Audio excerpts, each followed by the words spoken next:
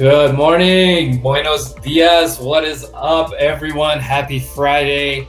It is the Edgeful Wolf stream with Emperador Maximiliano. Welcome back. Thanks for joining. Thanks for spending your time with me. I am looking at this chart going, what is going on? We do have options expiration going on. This morning, the SPX options for the month of January are expiring right here in the AM, and then we have a ton of options expiration at the end of the day today. I just took a short right up here. My average is about 610. I just took a short. I'm willing to add up into this area, but this thing is so overextended. I was actually looking at all these green 15-minute candles, a few things that we're running into. So starting the stream with a little bit of a short, a light short going into the open. I know this looks crazy, but I'm looking for a pullback maybe to here, maybe to this trend line. What is going on today? Economic calendar, there's not much on here. We've had a big week of a lot of things going on. We are over this trend line right here. And if I go to the higher time frame on this trend line that we have rejected, we rejected it hard yesterday. We came back down. These same levels I think I had on here on Wednesday when we had this day. I got through some of these levels. We came back and we held this level down here very nicely, and we are straight through that trend line. And we'll see if it holds, if it comes back down a little bit. This box is kind of a flip zone for me, so we'll see what happens on the stream today. If you're in the chat, if you're watching, shout out to you first off. Let's have a great Friday together. Thank you for joining me. But also do want to say, let me know what you're watching. We had some guys on Wednesday taking some great trades. Brian, if I remember correctly, was in an NVIDIA trade that played out very, very nicely. So I remember that, Brian. I know the stream ended and I didn't get a chance to say kudos to you. Great trade that you had on Friday. What else are you guys watching? This short is actually working out a little bit right now. I'm looking to get back to here. We'll take a trim. If we can get back into the EMAs, maybe back to this trend line would be even more ideal, but we'll see what's going on as we open here in 7 minutes. Now, if you are looking around at the market, you'll see almost everything over here is extended hours. Almost everything is up at least 1% or more. I scroll through here. My Walmart's a little bit red, but that's okay. Maybe that's the sentiment that we're going to pull back. I don't know. But yeah, almost everything is up very, very big green. What a wild session we had yesterday. We look at yesterday's session. This happened overnight when semi-earnings came out. This happened. We hit the top of this box that I had drawn for 2 weeks. Hit this downtrend that I was just showing you guys. And we came all the way back into the previous day's range. We came all the way back and we fell apart at the end of the day. This was right at the close of the market. And then we've trailed up ever since then. And then look at this, since 8 a.m. this morning, we just ripped. How many points is this? I mean, goodness gracious, from this 8 a.m. candle, 343. I mean, that's almost 300 points. What a crazy move. Unbelievable.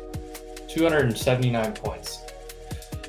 I'm playing a little bit of revert to the mean. It is a counter trend trade, so we are going to be careful on this short, especially coming into the open. Open volatility could easily shoot this thing up, straight back down. 5 minutes till the open here. And my average is right in here. I think it's 607 is my average on this trade, so we'll stay in it. I went light enough that I can wait this out a little bit because I don't want to go super heavy and it shoot up a little bit higher and then come down. But I did want to get some exposure here. I know it's before the market opens, but definitely wanted to get some type of trade on. There we go. We got some people rolling in. How do I pronounce your name? Is it Chai? Calbro? I don't know. I love that name. That name is sweet. Looking at Tesla today. Let's take a look at the Tesla chart. I'm going to look at it on the high time frame first. I do want to see what Tesla looks like. Let me get to my main watch list over here. Tesla. Well, it's a decent look on Tesla. Right at the 20-day, we're opening up right at this 420. This whole level, I'm just going to draw a box. because this entire area has been a very interesting area. This box needs to be reclaimed. You see the lows here multiple times, broke through, came back in, rejected there, closed right under it there. This box is definitely the area of interest for me on Tesla. What does that look like? 420s, so 424 down to 415-ish. Yeah, if we open up and hold above there, if we break above this, definitely if we break above 430, Tesla looks fantastic. I will be keeping my eye on that.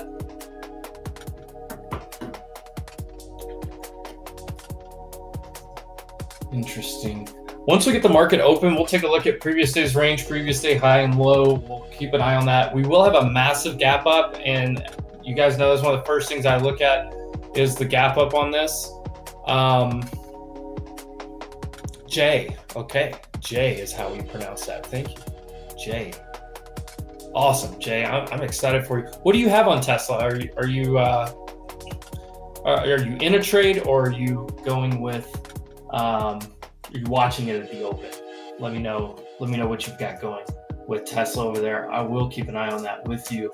That is very interesting. I do like the chart there on Tesla and the story around Tesla, right? Been all over the place lately. You know, you look at this, but I mean, we've got a nice trend built here. Look, higher, you know, you got the low, you got a higher low, you got a higher low, and you've got higher high, higher high. So you've broken over some of this area, and on that higher time frame, you can see it, but it is coming into a very interesting area on the Tesla. Oh my goodness, we are pumping straight through. I got stopped out on this trade. I am going to try it again. That's why I went very light there. I'm definitely going to try it again. We're going to try it fairly light though. I'm going to try it here. Maybe I wait for the pivot point up here, 700. I don't know. Wild move. I really probably don't want to be a part of it, to be 100% honest, but I had to give it a little bit of a shot here. I don't know. I've had a great week. Hope all of you have had a great week. There's Brian. Brian, what's up, my friend?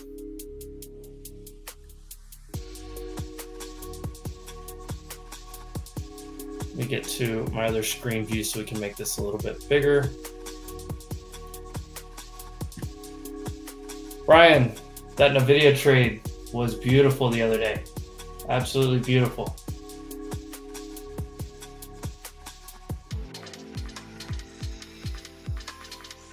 Absolutely beautiful on that trade. Sorry, I'm looking at a couple things here. Let me get my screen a little bit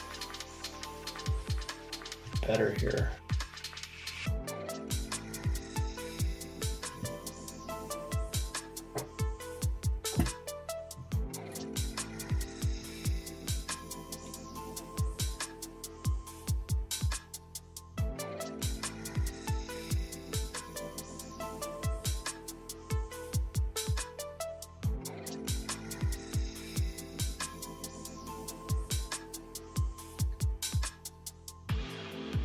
There we go.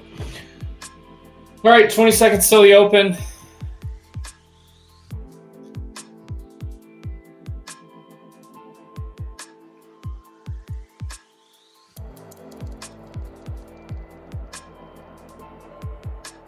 Watch out for this options expiration right now, guys.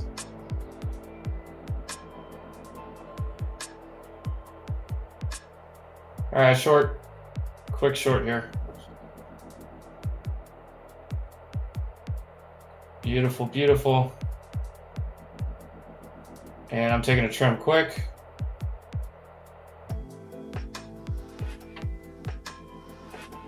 I'm looking for this thing to just come shooting back down and then probably get dip bought really fast.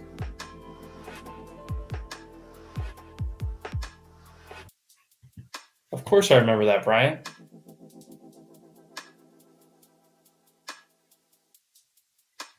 Of course I remember that. We'll take a look at some of the stuff here in just a second. I did just take a trade right here. I mean, I got in like right here in the 40s. Upper 40s.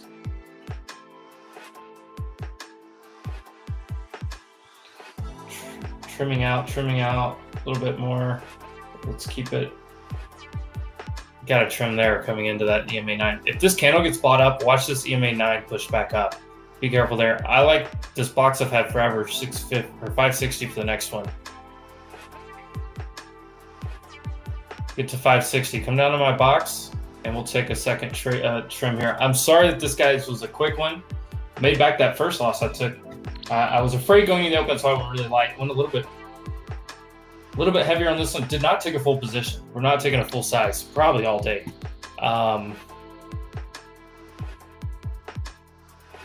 Goodness gracious, what a drop there. Glad we caught that. I yelled short. I know that was a quick, and by the time some of you guys heard it, it probably already went too fast. I do apologize for that. There's nothing I can do about that when futures move as fast as they do sometimes. Well, we almost touched my box. I really need to get another trim off here and be out more than half of this position. I'm going to trail my stop down a little bit just to be safe. Right in here is where my stop is at, about 625. I would really put it up here, but I want to lock in profit this opening volatility. We'll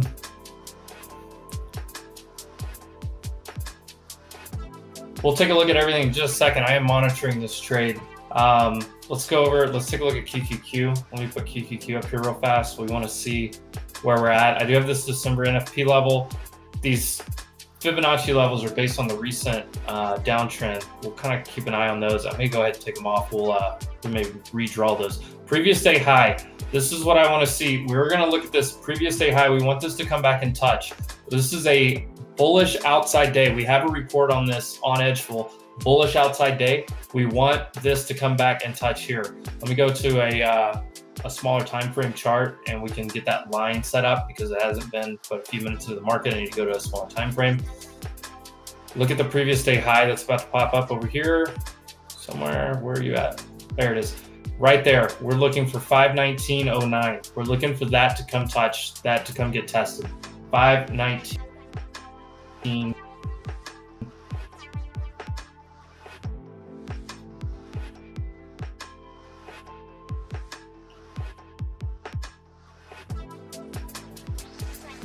Oh, my music stopped for a normal time frame. We'll start with 5 minutes this morning. Brian's watching Apple calls today. All right, I'm about to get the second trim right here. Boom, there it is. Okay, nice trade to start the day. Tesla 430 calls are coming in active. I just heard on the Newswalker. I wanted to share that with you guys. Let's see if we can get down to the 21. I'm gonna keep my eyes on this. Remember this. I can show you guys this report. If you've watched my videos, if you've watched these streams, you know I watch the previous day's range a lot. There is a report called Outside Days. Let me see if I can get to that real fast while I keep my eye on. Thankfully, I have a large screen. I have a very large screen, so thankfully I can keep my eyes on a lot of things.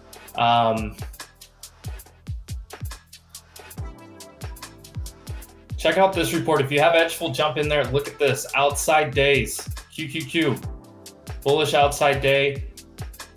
More than half the time we do come back down and touch it.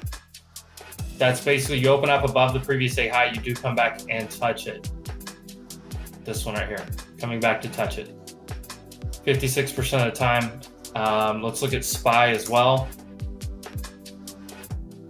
61% chance that we pull this on SPY. I like those odds a little bit better. We are getting a nice pull here. Let's see, I've got an order waiting. Where do I want to wait on this thing? 520, 521. I'm just going to spray out some more trims down here.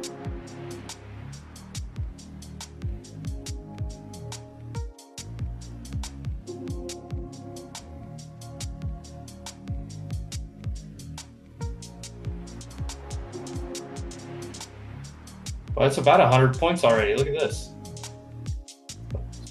I yelled out this trade like right here. How about that? 95 points. All right, we are going to trail the stop down.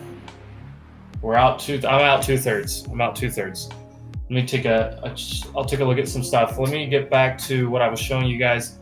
I'm all over the place here. So SPY coming back to touch this level is a 61% chance probability. 61% chance. Now the gap all the way down here is going to be a very low probability. We're not shooting for that. Right here, 61% chance. Now if we look at the gap fill, The gap fill stats are going to be terrible on SPY. We don't want to look for the gap to fill. Look at this gap. Here's the gap to open. Let's see, where do we open at? Right there, 0.9%. Watch this, guys, watch this. We're gonna make that a little bit bigger so you can see it on the screen. SPY gap fill. We're gonna go by size right here, by size. 0.9, so we're in this category. Gap up, 71% of the time we're not gonna fill this gap. So what does that tell us already? What does that tell us, crew? We are not looking for SPY to come down to here. This would be my target on SPY. Maybe this, if we get this and you left a runner and you're looking for maybe this area down here, that would make a lot of sense. Maybe orb high from yesterday would be a good spot. That is something I'll be watching for. But I don't want to trade for a 30% probability. That's what the gap fill is, 29% probability on the gap fill. Let's check QQQ for you guys while I'm sitting in these runners. I do think this trade's gonna get down here. I really think we're gonna get down here. This is that big trend line. Let me pull this back. See the trend line we rejected yesterday? Let's see if we come back test it. You reject a trend line, you reject a trend line. If we get over that trend line, look, how many times are we gonna reject it? See this, boom, boom, boom, reject, reject, broken. Great sign. Now do we come and back test it and go? Do we do something like, this right here? That's what we want to see today. That's what we want to see today. Here we go. Come on. Let me get back to my normal settings here. I really want to see if we can get down to the 21 moving average that we haven't touched since the 8 a.m. rip. I think these two things are going to meet together somewhere right in this area, maybe 520, somewhere in that area. I have my trim set at 526. That's what we're looking for right here. That'll be a beautiful trade. Is this short or long? Short. Let's just take a look at what I have right now. Whoa. You are looking for a big thing. So this is essentially what I'm looking for in this trade. My average is right in that area. 137 points or so would be beautiful. Let's see, if we just put it on the whole number down here, 500, how does that look? Yeah, we'll call it a 140 point trade. Let's see if we can get that. We've already done a lot. Okay. Well, as this plays out, boy, what a fun open. Don't you guys love volatility? There it was. I just got my trim at the 520. Let's see if we can get 500. And I'll be down to just a runner left. If we can come down to 463, I will take final profit. 463 full target. If you're looking for a long, a dip buy, this can be a very decent spot to give it a shot right here off the 21, or this trend line back test.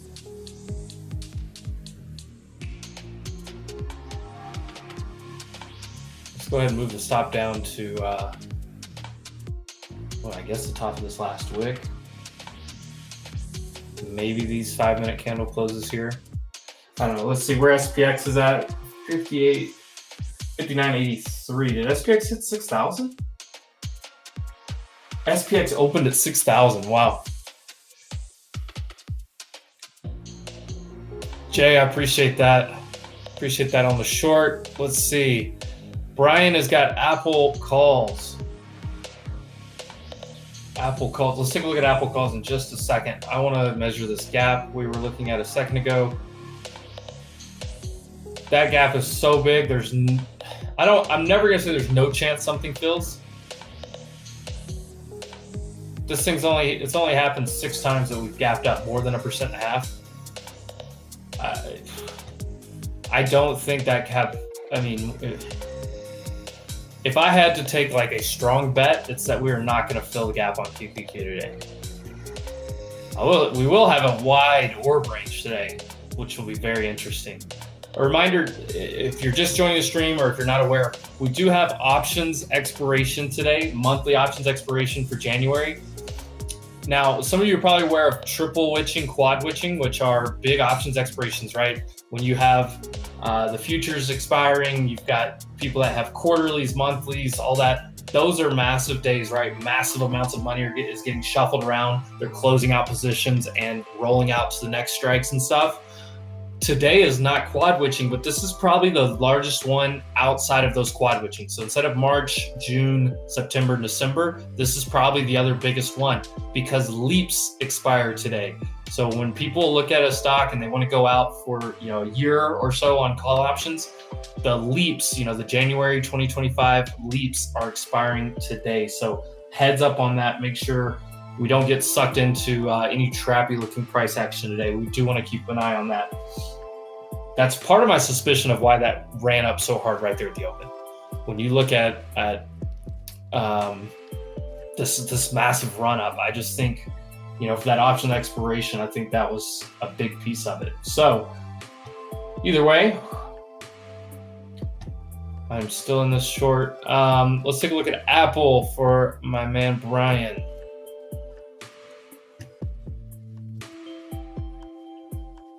Yeah, Apple got absolutely punished yesterday. I would not be surprised to see some relief today. The only thing that scares me is if Apple does an inside day. Let's look at the daily on Apple. The daily on Apple looks disgusting, but it did oversell. How many times have you seen, Brian? You tell me. How many times have you seen Apple down 4% in a day? Why does this look so strange?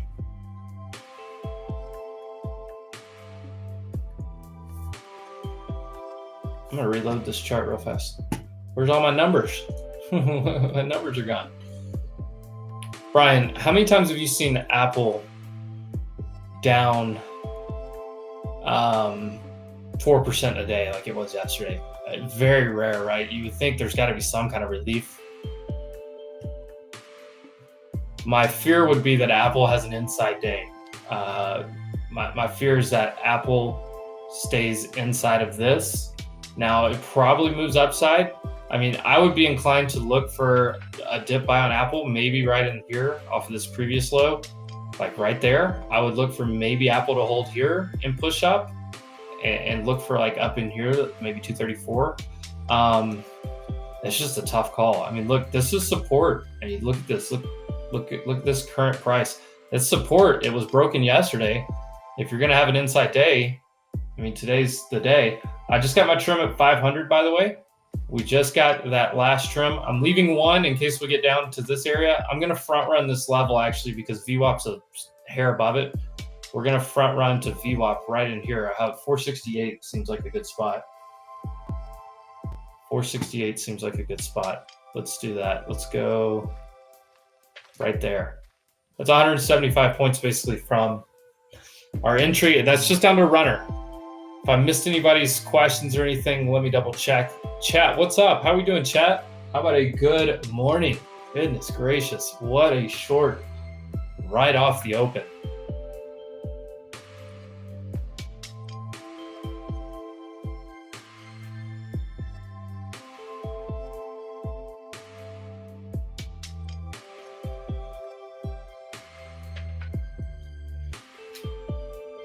What is ARB? ARB, I'm not familiar with that one.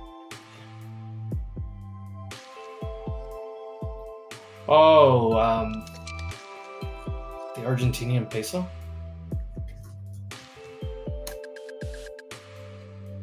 No, I'm not familiar with that one. I'm not a big Forex person. I just don't, I follow some of it just loosely for some macro ideas and stuff. Okay, this is starting to look like a dip buy. Back test to the trend line and the curl on this. I'm moving a stop down here, and I'm not holding a whole lot, or actually no, I'm not holding really anything. Got one little guy left. That's all I got. Boy, it would have been nice if I went real heavy on that. Yeah, sorry, I'm not familiar with ARB. If you're talking about the Argentinian peso, which is what popped up there real fast. Boy, you talk about trading currency as a a different thing that I've never really dove into. I can look at a chart and trade a chart, but I don't know. Some of that's interesting. All right, I will say if we stay under right here, I think I would try the short again back down to here. Maybe I could put like a couple of my trims back on. I don't know. It's Friday. It's options expiration. I don't know if I want to push the gas. Boy, I nailed this entry the second time. The first time I was short right in this area. I got stopped out obviously on this. I knew that was a possibility, went really light. This more than made up for it. So we are good on that. I'm moving my stop down right above this, right in this area, 577. That's where I'm going to put my stop. Let's see, Apple off that level. See if it holds. Boy, Tesla, look at these upper wicks right at yesterday's high, but previous day high has broken on Tesla. Let's see. Let me find the chat. Who's? Oh, it was Jay. Let's see, somebody mentioned Tesla. I couldn't remember which one it was. It got going a little bit there. Let's take a look at Tesla. Let me go back to my normal reports here. TSLA.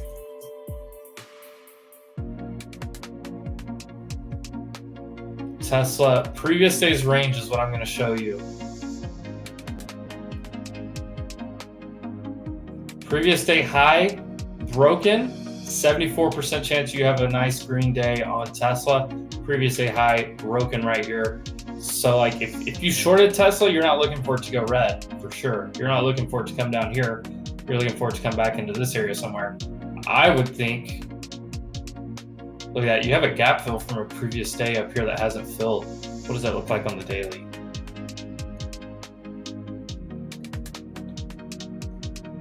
This is still my dream price on Tesla, by the way, for long term.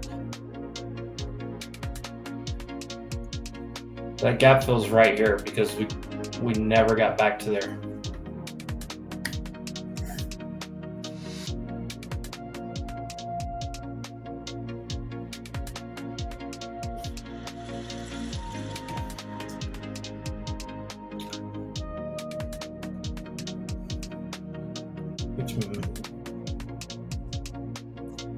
I still think we can try to get to that previous day right there.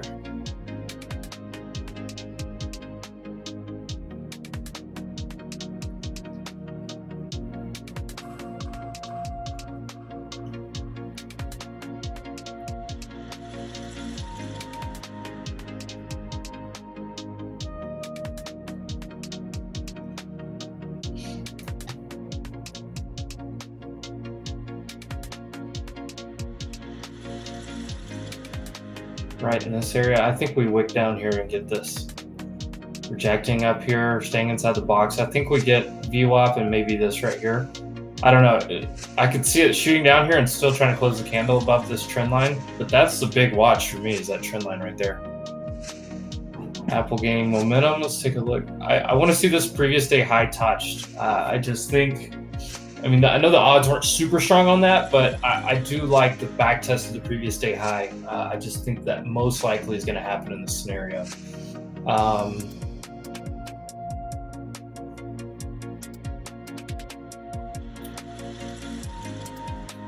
This first 15-20 minutes, my brain's been all over the place. Nice little pop on Apple. And you see a higher low here.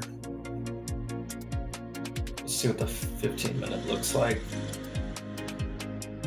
That's not a bad place. Look, this is kind of where it tried to support yesterday. SR flipped from here, this part to here, and then you see it was rejecting, and then it turned into support. You want this to stay support here, and that's a decent look. Here's your target, previous week's range. You're looking for that reclaim, or at least that to test. This would probably be my target, honestly, if I was long Apple. 1 hour candle on NQ. What does the 1 hour on NQ look like? What? NQ. Oh, buddy. Oh, buddy, crossbars. Oh, buddy.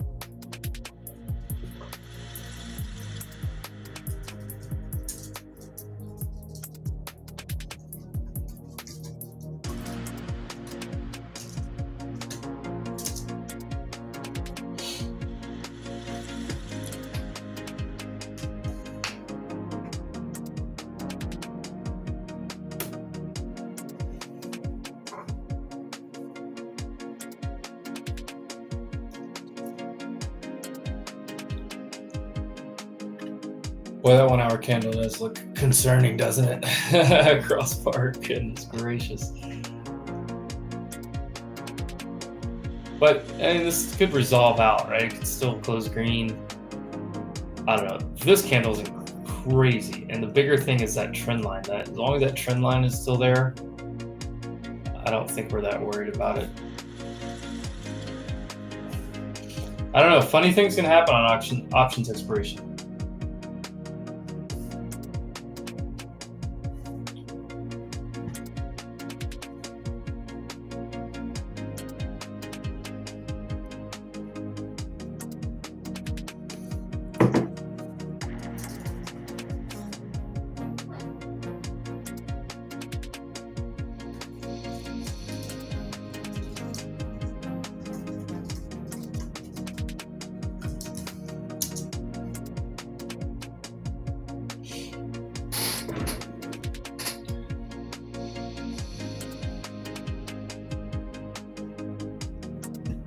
All right, this is a good look so far.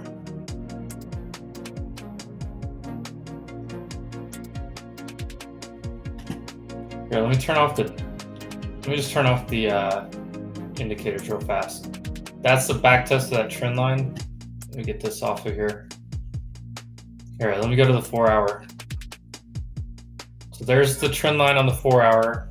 You guys can see that. If we jump down to like a 30-minute, you see the rejection there, and you see the back test right there. We come down to a smaller time frame. You see the back test and bounce. Now you don't want this to be a bear flag, and it really could test this trend line a couple times. This is a long trend line, right? Just the first touch and go. May not be the touch and go. It may need to be like a little bit higher time frame, because that's what the trend line's based off of. The other thing is, I mean, if you were taking a shot at it though, you see this 21. This yellow is the 21 moving average. Let me turn off. So the yellow is the 21 moving average right there. EMA, the 9 EMA right there. So this yellow one, you see, look at this curl right on it. You see these candles, boom, boom, boom, boom, like that. Now you want to see this hold, obviously. If this doesn't hold, you've got VWAP down here. To me, it's just a little bit tough of a buy to go long yet. I really want to see if we can get. I moved this up, by the way. I'm going 475. I want to front run that VWAP just a little bit. So it's 6 minutes for that first 30-minute orb to play out. Brian, sometimes it happens that way.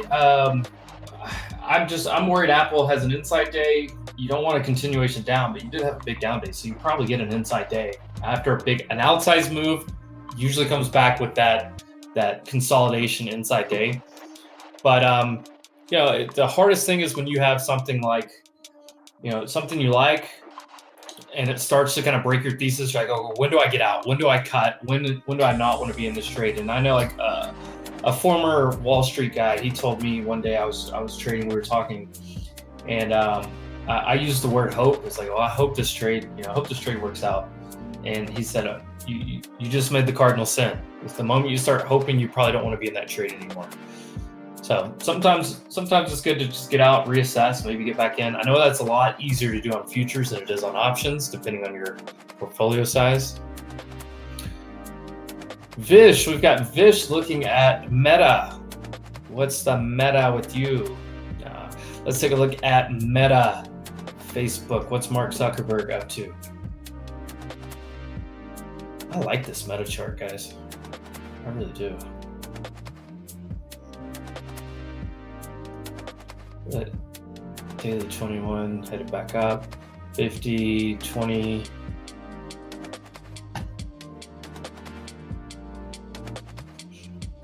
By the way, we're still holding this. We're still holding this at 21. This breaks over, you probably test these highs again. I don't know.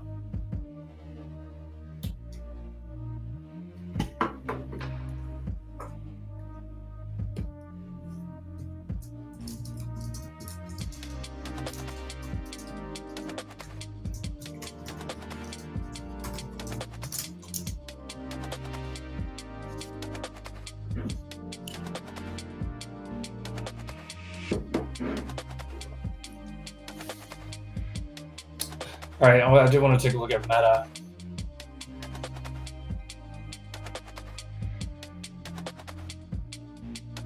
Higher time frame, Meta looks pretty good. It is a little bit. I mean, you're consolidating up here above this, which is good. You held the 50-day right here. This is the 50-day. Only thing that worries me about Meta is if all the excitement over the TikTok ban, if something comes through that TikTok doesn't get banned, that makes me a little bit nervous.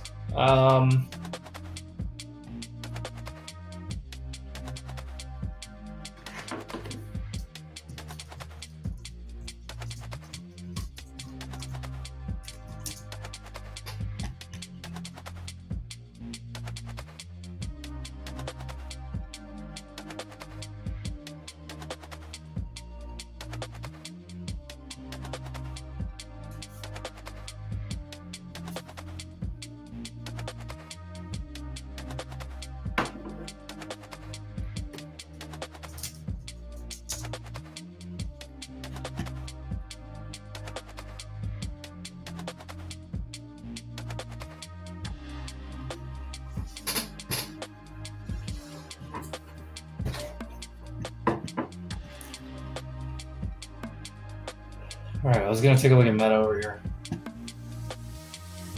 Meta's gap is, boy, that's a brutal candle on Meta right there. It's our previous week range. We're good on that. Previous day high was broken. You're expecting a green close on Meta, so this is a decent dip buy somewhere. Broke the previous day high. You should probably have a green day. We'll see. Be careful with this options expiration. I think a lot of this exuberance here at the open was because market makers, a lot of positioning was there. Come through that, get down here to my full target. Come on. Orb low is about to set. I would love for orb low to set down here. Come on, we got through 500. We got through the trend line. They could easily buy this back up. Remember, this trend line's on a 4-hour chart, a 3-hour chart, a higher time frame. 5-minute candle wicks through a trend line is not a break of the trend line, in my opinion. If you start closing a bunch of candles down here, that looks different. But I mean, if I throw a 15-minute on this, this could easily still close back up here, or an hourly candle could still close back up here, right on it. Look at that, right on it, with 15 seconds left on the hourly candle. So just keep that in mind. Even if it wicks down again after this hour, I mean, this hourly close, this could close here, and then you still get this wick, and then it goes. Something to think about. I'm not ready to get long just yet. I don't know, it's just something about that run up in the morning feels a little fabricated. I don't know. Is that the term? Am I going long off VWAP? Oh, that's tough. I would rather go long down here, lower in my box. But if you're long off the trend line here, I don't blame you for taking that shot. I don't know, it's tough with the options expiration, guys.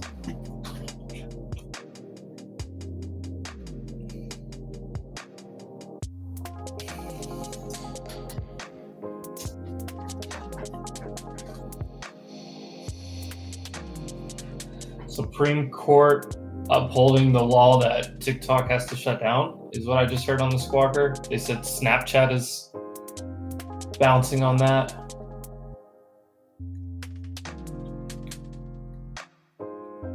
Did Meta get any move off of that? Well, hold on. The video looks that good and y'all aren't telling me about it? What's going on here? NVIDIA looks really good. I need to be careful on the short side. NVIDIA is the highest beta stock by far in the NASDAQ, and it is strong. Oof.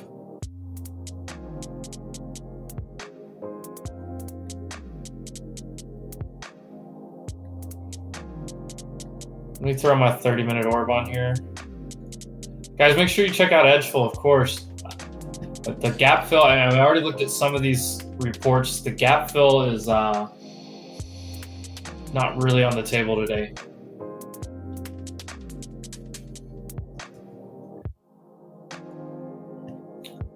But we can watch the orb stats. The orb is massive today. Look how big this orb is. How big is this? 166 point orb today.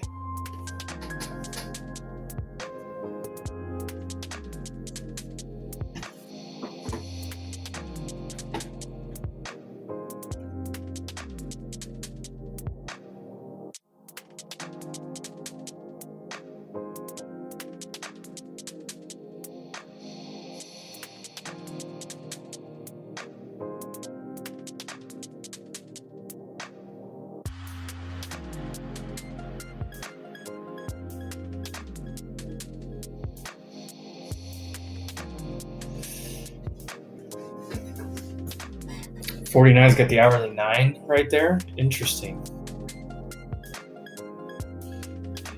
Yeah, look, that's still kind of my main target. I really want to see, I know the stats are like, what, a little bit better than a coin flip that we touch it. But just with the scenario, I mean, that's close enough, honestly. I wanted to touch previous day high. That's close enough. I would rather it wick down into that. I would feel better about longs once that completes.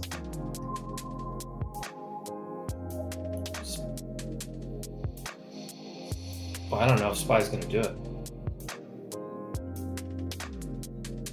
And look at this. This looks like it wants to resolve higher. SPY looks much stronger. Now, remember, this options expiration. There's a lot of moving pieces right now. I really want this to come down. I mean, look how close was that? 4 pennies away.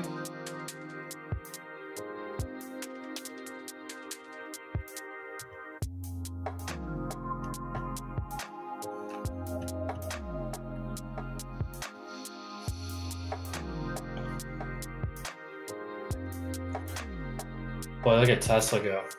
Tesla looks fantastic.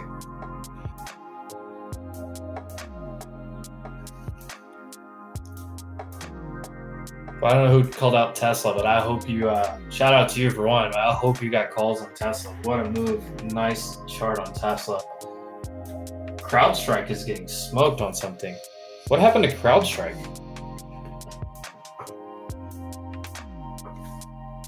It's down like 2%. It's just been getting smoked since the open.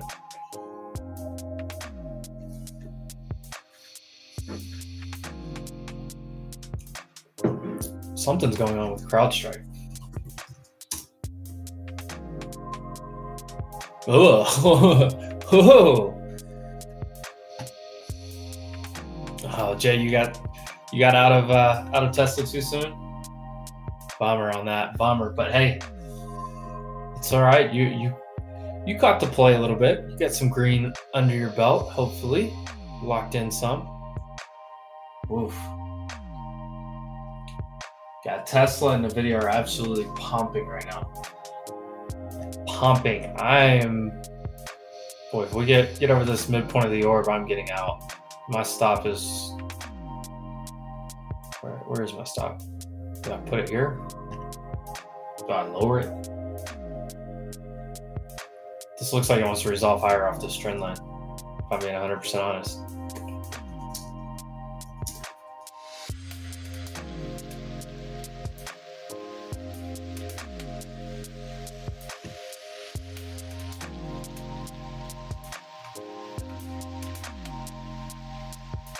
I just got stopped out of that last runner, which is fine.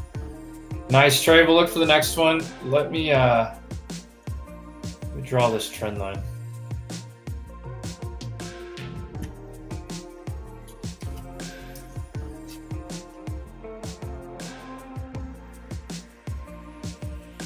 Oof. Look at that.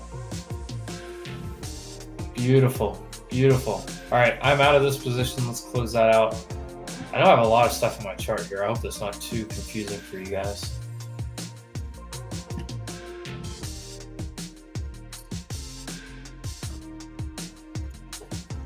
Let's take a look at some orb stats.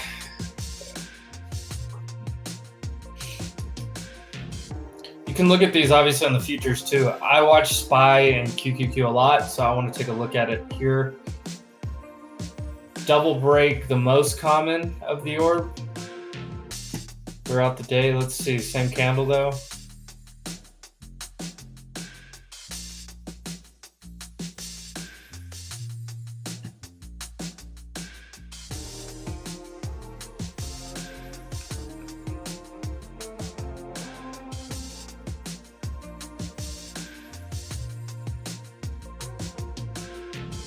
So this is a key that I'm looking at right here.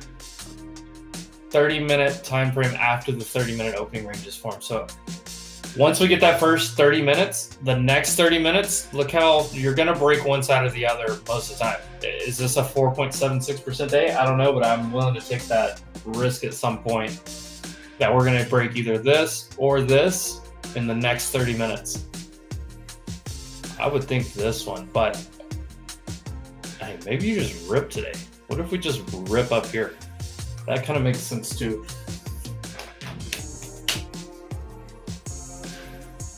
Tesla is screaming to the upside. The video is still super strong. Both just made new highs a day. AMD up 2.5%. There you go. Bitcoin.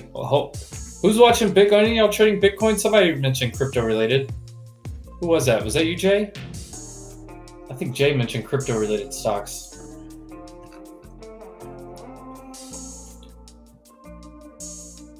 Boy, Bitcoin's back over key level.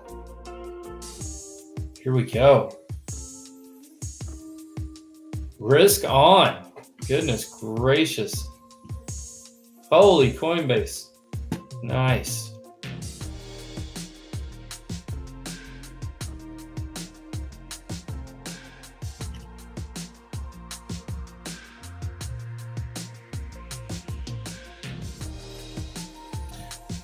All right, I'm so tempted to take another trade right here. I don't really want to. We're right in the middle of the orb still. I would want to see this tested again and maybe this area down here VWAP just for the scenario that we're in. But if it does this, like I'm not gonna let bias kill me, nothing. I really don't have a clear view. We're right in the middle of this orb. I mean, as long as we stand at that midpoint maybe, but oh boy, it's a tough call. You're over the EMAs. If I zoom in a little bit here,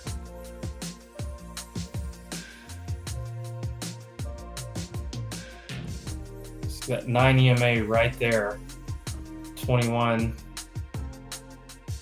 This orange is VWAP with my outer bands are the green ones here. 49, yeah, especially on Bitcoin, right? I think the Bitcoin crypto play with Trump's inauguration on Monday is interesting.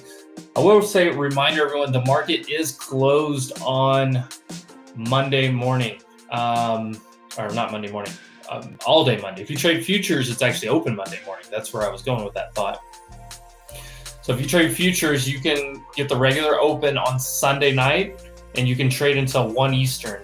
Make sure you check if you trade prop firm or whatever you trade. Check with your broker, make sure that you have the ability to, but futures are open until 1 Eastern on Monday. Then they'll open back up at regular time. I'm probably more inclined to be watching Monday night when I'll probably, right here on my screen behind me, I'll probably throw the inauguration on.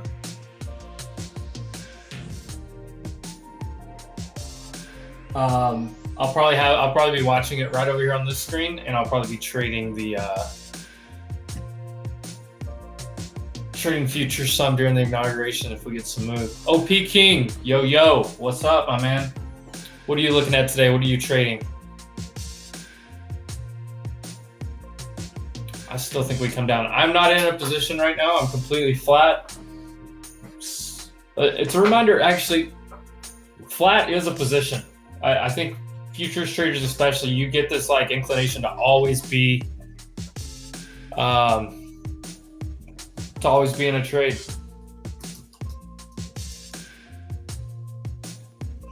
I might get a special guest for you guys. I might be pulling in a special guest for you guys.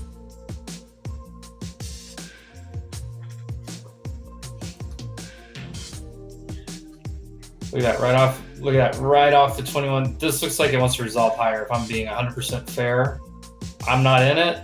I would rather it come down here. I don't know. It's tough for me to long when we're up 1.5% on the day. It's a tough long for me.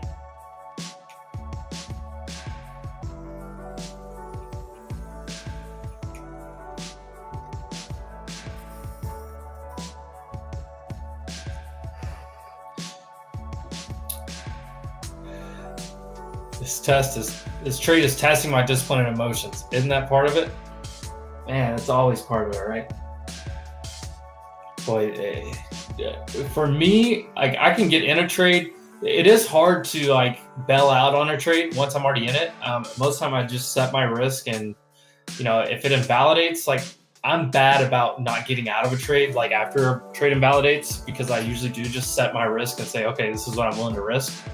But at the same time, for me, discipline and emotions, the hardest thing is like right here, not getting into a new trade, because I could have like tried to short up here. I could have tried to long down here, and I may have gotten wicked out here. I may have gotten wicked out on a short here, which, I mean, I guess I did get wicked out of a runner here, but if I like tried to re-short in here, I could have just got wicked out and it still would come back decently in my favor. I mean, there's decent range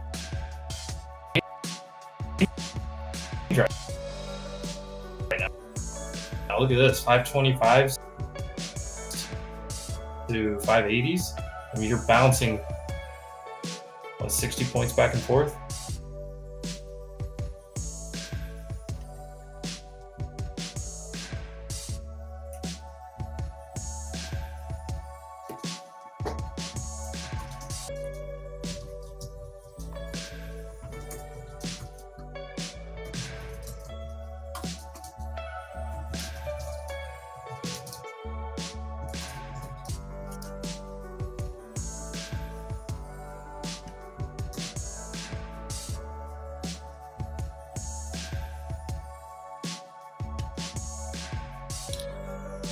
I wish it was Uncle Frank. It's not Uncle Frank.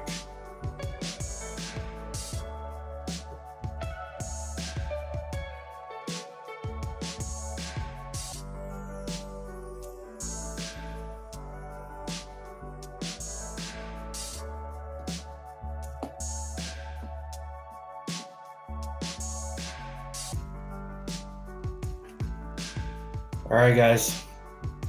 I think I have a special guest for everyone. What's up? Andre! What is up? How are you? This is the CEO of Edgeful himself and a fellow trader. I know you were trading a little bit this morning. Yeah, we were.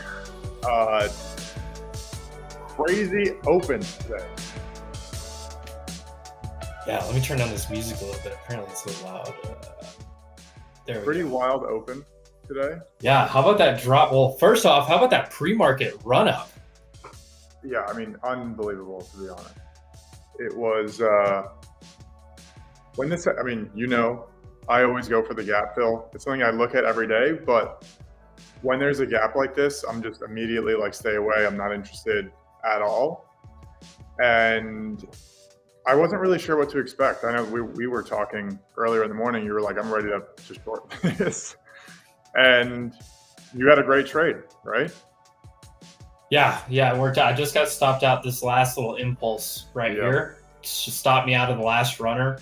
I was telling the chat here, I was like, I want to get back in that short, but like I see Yeah. this curl off the EMAs and I see that trend line back test.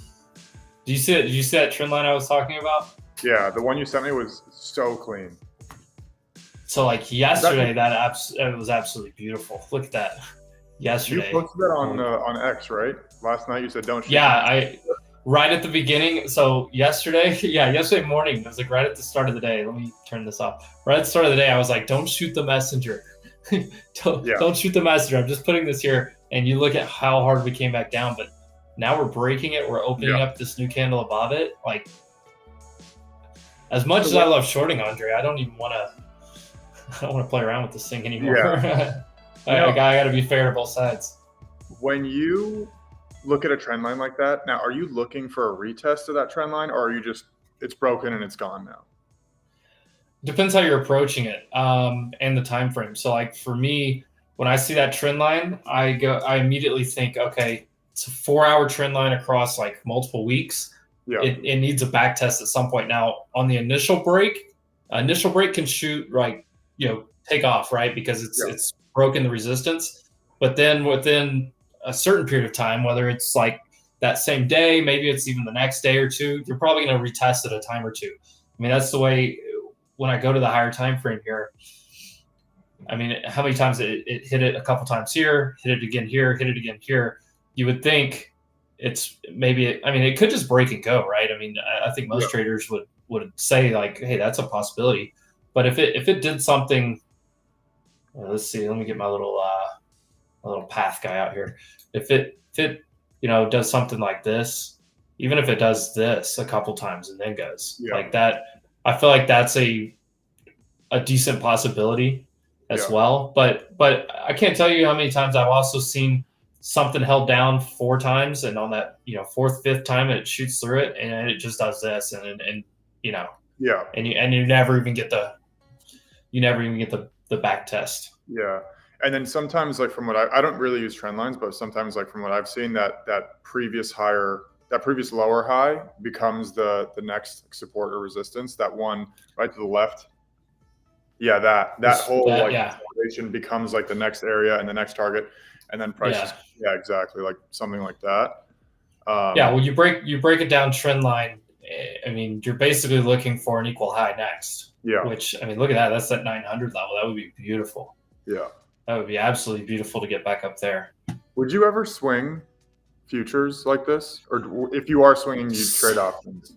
So I do options for swing trades. I have a lot of traders that I trade with that do swing. I mean, it's a different scenario. Obviously, like with prop firms, they don't let you swing. There's only one I know of that has like a swing account right now.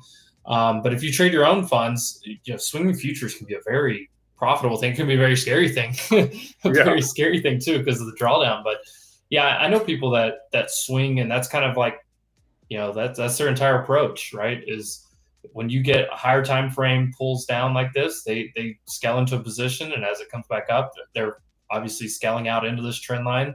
They'll scale out again here, and they'll shoot for all-time high. Yeah. And there's no time value, nothing to worry about on time value. Yeah, which is so important. And I feel like genuinely, sometimes people that trade options, or a lot of new traders that come into the markets, they look at options, they see the big returns, they see the big percentages, 0 DTEs, whatever, like far out of the money, 0 DTEs, and they see, oh, you can make 1,000%, which is technically true, but what you don't really see is like the nightmare between each of those like 1,000% days. But when you have something like the time decay or like theta or like a drop in IV, it really kills your position. And that's something that I actually was dealing with this morning. Was IV kind of spikes up when there's a huge sell-off like this. And then now for me, I was trading QQQ, wait for a pop back up to 520.50-ish. I was looking for the short. Now, to be honest, I was like trying not to FOMO into the short, but waited for the break below 520, reclaim 520, get in short at 520.50, and just sat in consolidation. That pretty much like killed my position. I like trimmed half on the breaks down and then had to stop out. But when you see your position going from minus 15% to plus 15% and then back to minus 15%, like over and over again, and you're sitting in the 0 DTEs, it's really like a bad sign, because just the time decay is so brutal that you have to be right, and you have to be right practically immediately. And it's really important that like a new trader actually understands that. Absolutely. Yeah, I couldn't agree more with that. Try not to get distracted, but there's rumors of TikTok being saved and Meta's getting smoked here. Where do you see this news? Where did you see this? So I have a news squawker that plays in my ear all day, and then I'm actually on Spaces in my other ear, so I heard somebody on there mention it too. You're like the magician, Jesus. It's called ADHD, Andre. It's ADHD is what it is. It hindered me for a lot of my life in school, and you find a way to make it a little cheat code. A strength. Yeah. Yeah. This is. I mean, there's no way it's going to get banned, honestly. I mean, it would just be so outrageous. If they shut it down this weekend on Sunday, like, it's just a power play. But look at Meta. Meta is getting absolutely destroyed. Oh my gosh. Look at this. I remember a few years ago when Meta was like when it broke 100, I remember thinking, the stock is cooked. Zuckerberg is cooked. That's it. Like, and I know they have a ton of users, but like the trust with like all the selling the information, and like pretty much like, I don't know what it was that actually caused that major drop off. But I remember thinking in that moment, like, it has so much more room down. As it broke 100 and as it was approaching 80, I was like, or 90, I was like, oh, it's got so much more room down. And I don't think I've ever been so wrong on a stock. This one is just one of the ones I had bought. Isn't it crazy? Like, when you think about, some of these stocks that pulled back so hard, and it's like, you look at some of them, you go like, there's no way, like, I'm not touching that thing. Like, and that's when you're supposed to buy it, right? Like, that's what, especially when you start hearing all the narrative of like, and the opposite's true too. When everyone's rushing into a stock is when you should be selling it. Like, you have to go against the crowd a lot. Yeah. What do you think about PayPal? If you look at that daily chart, this is one that like I go back and forth with. I personally, like, as a company, I hate PayPal because I think they screw over their users so much, like with the fees and with like locking your money and whatever else. So, like, personally, like, I hate PayPal, but I mean, the stock has gotten so smoked. Like, it doesn't look like a bad buy right now. No, it really doesn't. PayPal is an interesting story, right? Because they had issues for a long time. But when you look at this just technically, right? So the first thing I look at is, I mean, look at this base and look at it's kind of curling here. You kind of have a curl on this weekly. And off of that base, I mean, all this consolidation, it can be like a springboard, right? So like, you've reclaimed all these moving averages. And I mean, this looks like a flag almost in a way. But you have a huge volume shelf here for some. I mean, I think you could definitely take a shot at PayPal. Stocks at 90, like to go to 100. That's kind of an old Wall Street adage, right? That's I don't know. That's an interesting one. But PayPal, and then the story behind PayPal, I don't think PayPal's going anywhere. So like that was kind of my I'm long Uber right now, and that's kind of my I think Uber got unfairly beaten up here with like some of the robo-taxi and Waymo fears. But when something becomes a verb, I just don't think it goes away. Like, that's one of my just kind of fundamental thesis that I use. But PayPal, I mean, people use PayPal all the time, and it's integrated into a lot of things. If you sell like on eBay, if if you're sending money to somebody, especially if they're in another country or different, PayPal is just, it's big enough. Like, I get that crypto is a threat to them and some things like that, but still, it's I don't see PayPal going anywhere. I use PayPal all the time. I'm not a big fan of it. I'm kind of like you. I'm not a big fan of it. They take a big haircut. But I look back like at how much stuff I get through PayPal, and I look back at how much fees they they're taking off a nice haircut every time I get a payment through there. Yeah. They should be doing well as a business. The way I look at this, like, they're taking like what, 3% off of a lot of people. Yeah, I'm considering looking into PayPal, like legitimately to start to accumulate a position on it, because as much as I hate it, I'm not in the business of like getting emotional about what stocks I buy. I'm more interested about the technicals and about like what you're saying, fundamentals, like PayPal's not going anywhere, which is obviously really important. Yeah, it looks like a pretty good cup right there. That's a monthly chart. Yeah, I mean, yeah, not financial advice, right? But No, but just ideas, right? I mean, yeah, I like that. it's that's one that I've been looking at, and also cash is like going away. Cash is like practically gone. Like most of like the restaurants, most of like these little like cafes, most of the little shops, like they don't take cash anymore, which also obviously benefits PayPal.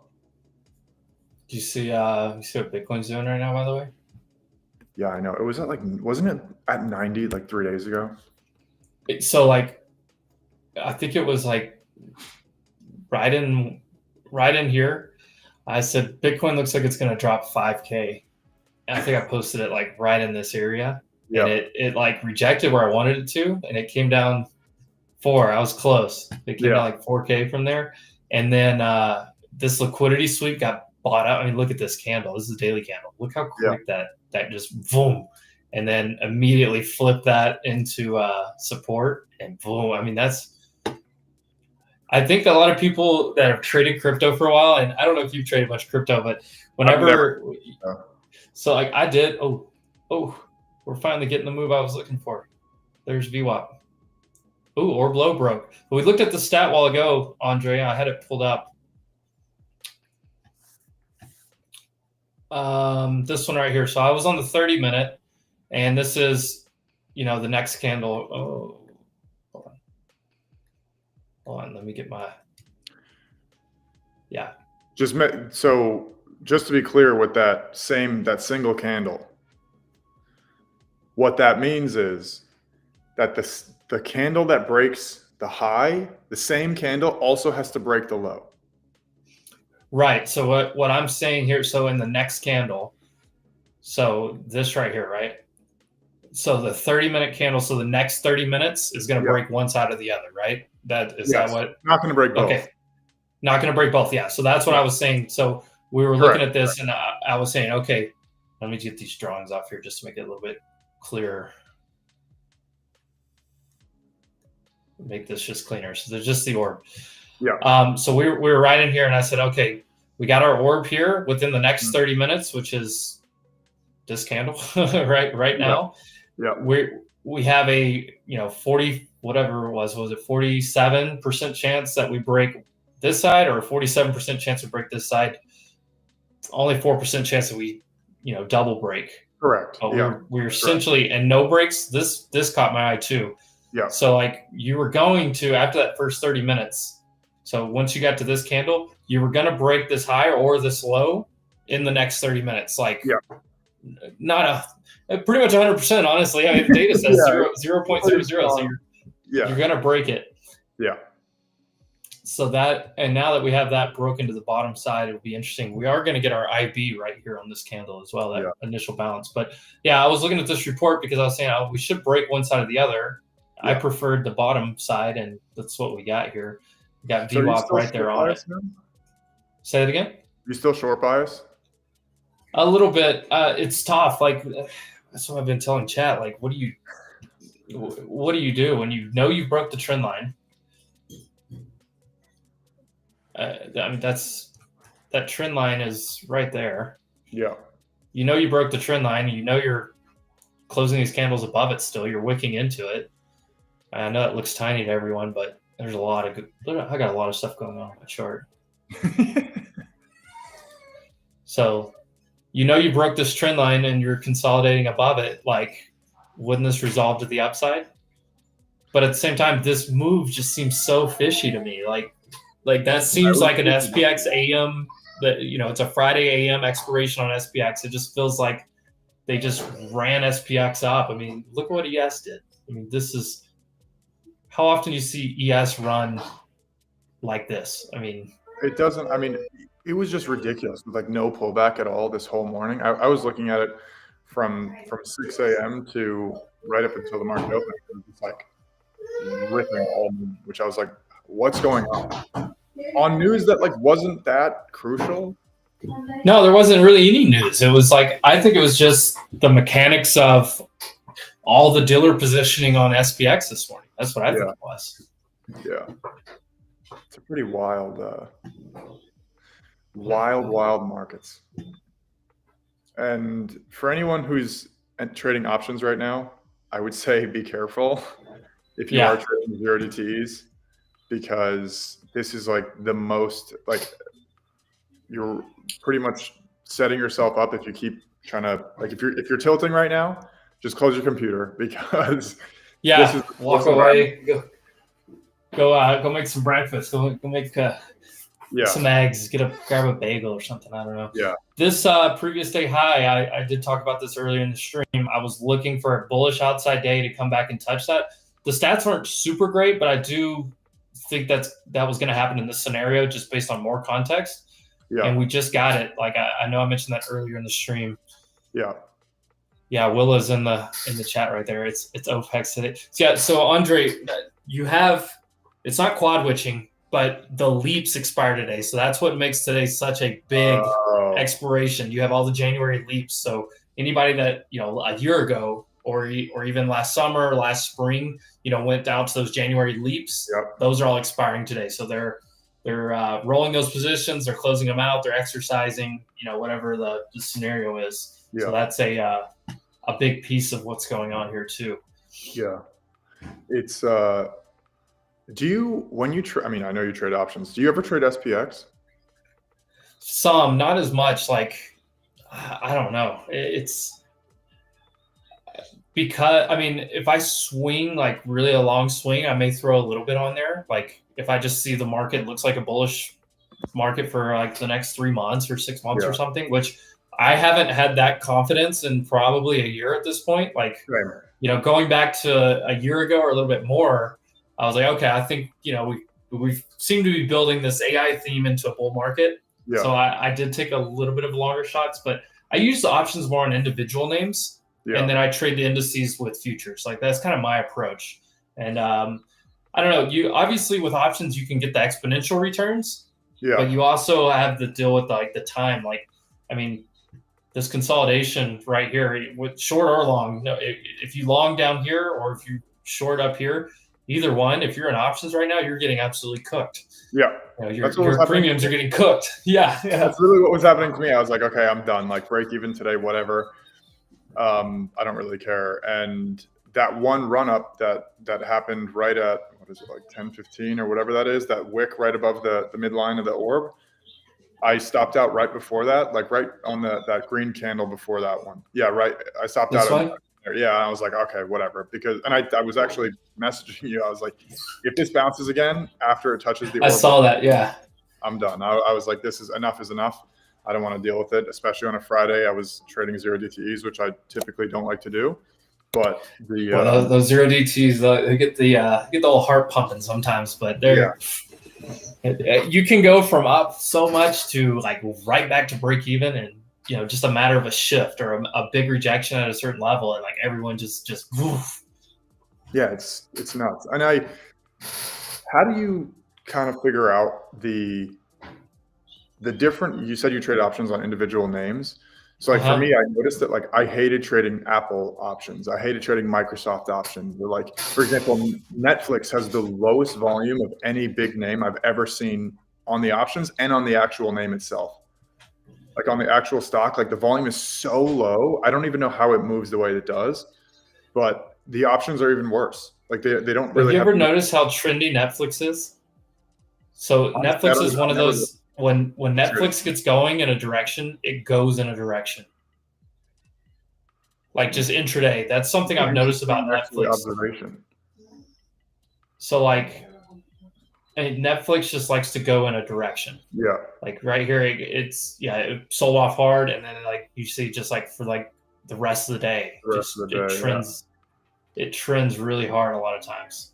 I think it's because the volume on the actual options isn't there, or at least is not like obviously like a SPY or a Tesla or an NVIDIA. It's just so much more difficult to trade for me, at least, because I don't like when price is moving in a certain direction and the options don't follow. That's something for me. I'm like, I don't really like that. Yeah, I don't know, it's a tough one. See, that's why day trading, I think that's where I found my sweet spot is day trading futures and my options. I'm looking 3 months out or 6 months out now. I used to trade options like I'd be in 0DTs today on Nvidia and Microsoft. Apple, you mentioned Apple. Apple's a tough one just because Apple doesn't move a whole lot. Yeah, exactly. And I know a lot of people trade. Oh, thank you. This one's funny. You sent too many emails. I just messing with you a little bit there. I like that.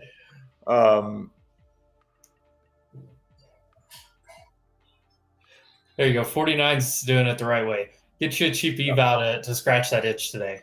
Yeah, true. It's Instead of losing money in your portfolio, just grab a cheap eval account and blow that instead. I like that approach. Yeah, exactly. Sorry, what were you saying about? I think we were talking about Apple.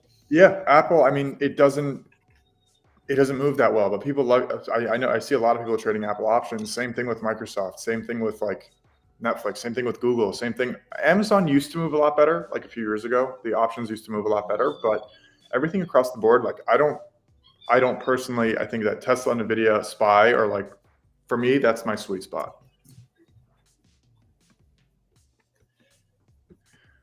Yeah. But this consolidation. See, Apple. Well, yesterday, so we talked about this earlier. One of the guys in the chat was looking at Apple calls today, and I mean, we had the tough thing is it was a big outsized move yesterday. Yeah. When's the last time you saw Apple move 4%? I mean, this was absolutely disgusting yesterday on Apple. Yeah. I expect some type of inside day. I would say, yeah. Even if you tested down here somewhere, I think you long. But the problem is, you're probably only going back up to here, previous week's low. I turn this one off. I mean, this would be your target, right? Try to get back to the previous week's low. Yeah. But that's tough. But Apple just doesn't move much. And I think that's why it is a flight to safety. You will notice a lot of times when the market is like a little bit nervous, you see like them selling maybe Nvidia, some high beta names, and jumping over into Apple. Like you see that a lot. Yeah. Apple just doesn't like to move. Isn't it funny how some names do move way more than others? What report could I look at on Edgeful that would show me which names maybe are more volatile? Or do y'all have? It seems like y'all have something already that would show that, but comparing to each other, I don't know if we have something, but we do have one that shows how often you can share your screen too if you want to share your screen at any point. I'll show you. The only one that comes to mind really in terms of volatility is going to be the ATR one. Let me share my screen. I'll show you. One sec. So, can you see this okay? Yeah, perfect. So, the way that I think about volatility, obviously, is it's tough. Everyone has a different definition, but in terms of ATR, so for those of you who don't know, ATR is the average true range. You could think about this like roughly in terms of how much does the stock move from the high to low of the day. So for SPY, it's roughly the 14-day ATR. So what this does is it takes the average of the ATR of the last 14 days, and that's right now it's like 740 roughly. But you can see that 70% of the time, SPY is going to respect that. And then one thing that I think is really important to do is to go by weekday. So to see if certain weekdays behave differently. So obviously Mondays here, 84% of the time they're going to stay within that ATR. So you don't want to expect price to move to like have a massive day on a Monday, which I guess is kind of answering your question in terms of volatility. Yeah. And then you go through some of the other weekdays and you can see how they behave. So like some of them move more than others, but Mondays is definitely the one that's gonna be more compressed. But then I guess if we go to a Tesla here and we look, now it's pretty similar in terms of 67%. The ATR right now is 23 or just close to 24 on Tesla. But in terms of a report around volatility, I mean, this is actually pretty different from SPY because Wednesdays are the days that actually stay within the range the most at over 75%, whereas a Monday is a little bit less. So I don't know if we have something about just volatility itself. Maybe we can build something. Yeah, that was kind of where I was going to go with that too. I was like, okay, if y'all don't have something like that, I would wonder like which stocks have the best, like what's like an intraday volatility type of. Yeah, I don't know. There's one that we have, this one, which is the range to ATR, which shows how, on average, how much is price going to move relative to the ATR. So for example, I don't know if this is kind of small, but for example, if ATR is, let's just say $100, in this case, you can see Tesla will move just around $90 on any given day, on average. Mm-hmm. So if you're going to take your profits, that $90 mark in terms of the total range is really where you want to start to take at least the majority of your profits. But yeah, we should probably build something around the volatility around certain names. Yeah, it would be nice to know, like, especially for the options guys, which tickers have like a higher ratio of intraday move, whether it's up or down, either one. Like which ones have higher volatility to them. I don't know, just some thoughts. Anytime I have you on here, I love to pick your brain at some stuff. Yeah, I'm trying to. We're getting very choppy, by the way. The video just made a new high. I'm so happy I closed that position. Yeah. Once it hit, and I was watching that trend line, 3 tests on the back test, and I kind of mentioned this earlier on the stream when those bottom wicks starting to hit and that previous day high getting tested. I just had a feeling that was gonna be kind of like our target. I mean, we looked at the gap fill. I know you love that gap fill like I do. We talk about this every time. I looked at that gap. I saw the size of it and immediately said, we're not looking for that. Exactly. If you are short, you're looking for previous day high as your main target. Yep. If you're lucky, maybe you get a little bit more than that. And that's all we got. I mean, look at that previous day high of QQQ. It literally wicked into it finally and turned back around. This is where I trimmed right here. I entered right around here, right at 520.50, right around this area. I was like adding in right around here, then was in a decent drawdown, and then immediately price came into my favor. Obviously, I trimmed not enough right around here. I had just under half my position and then just closed it right around this area here. I was like, I'm done. I don't like, and I literally sent it to you. I was like, if this bounces, I'm done. Yeah, no, and that's the approach, and I think that's what a lot of traders struggle with is where do you take profit and where do you get back out of a trade? And having that of like, okay, look, if this bounces again, I'm out. Especially with options because you do have that time value that's going against you. But at the same time, like it's tough because you're like, maybe it hasn't invalidated my thesis just yet, but when you get kind of a main target, you're like, okay. Plus the context here, we were in an uptrend, all night long. We're counter trend trading that. I mean, are we looking for a massive reversal, or are we just trying to take some profit on a counter trend trade that's overbought? Yeah. That was kind of the context I had too. That's why I was trimming aggressively all the way down to that trend line. Yeah. Once we got it, I was like, okay, I'll leave one little runner is all I left.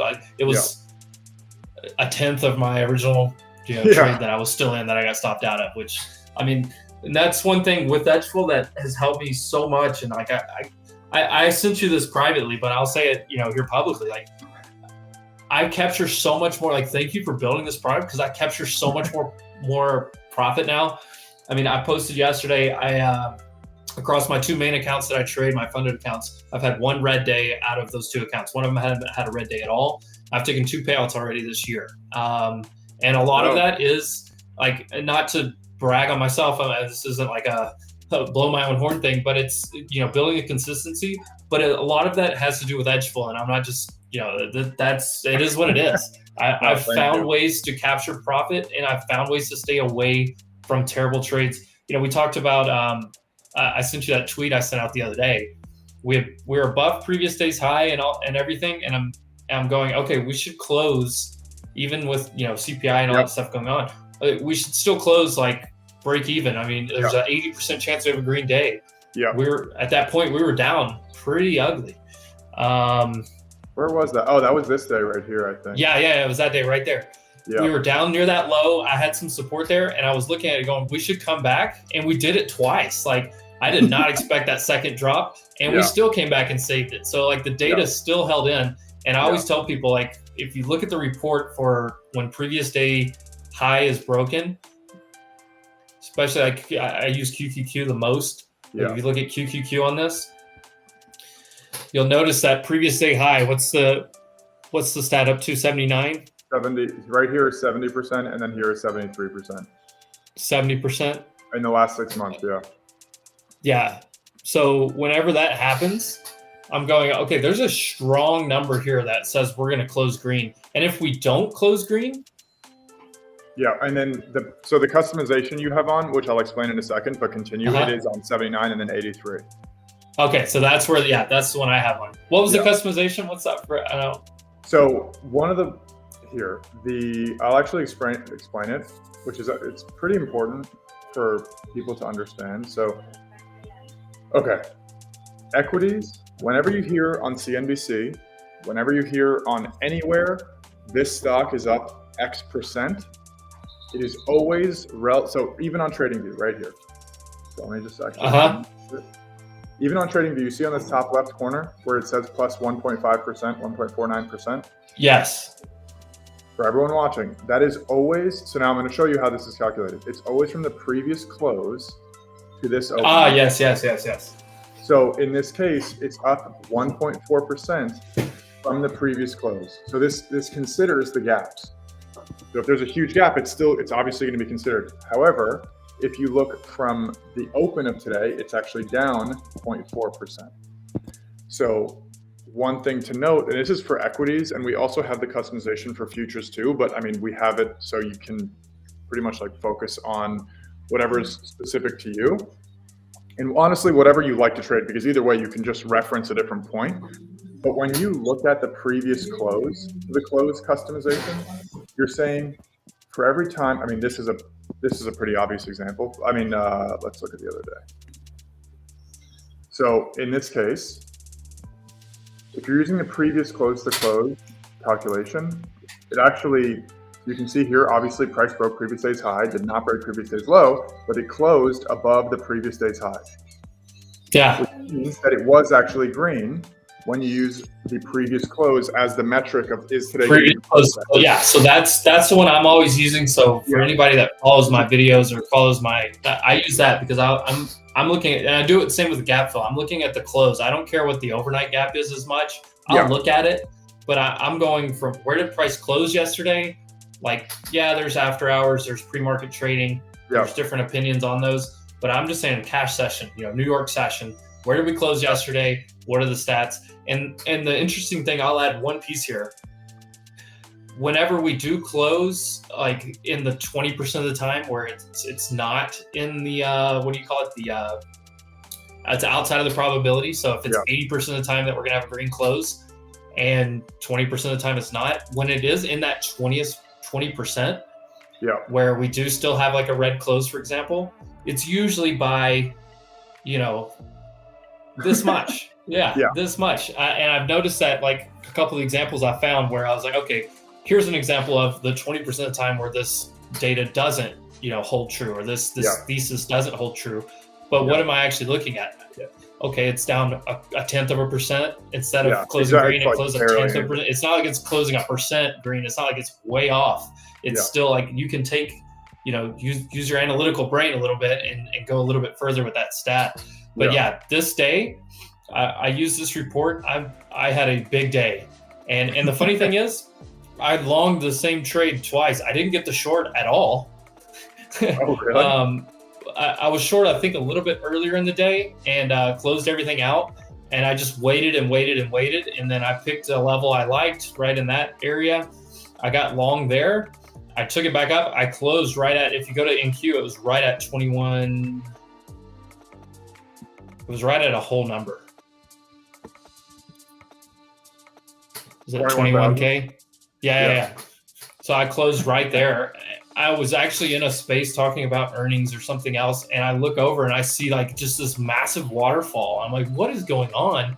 And then I actually longed it again on the back half of the day because I was like, the probability still says we should come square back off and close up there. So I took two long trades on this wild day that both paid off really nicely, all because of that report that says, hey, when you've broken the previous day's range to the upside, you're going to have an 80% chance of a green close. 80% chance. Like 8 out of 10 times, I'm going to take that swing every single time. Like that is a fastball. It's a 3-2 fastball right down the middle. I'm swinging at it. I'm trying to hit it out of the park every single time. Exactly. And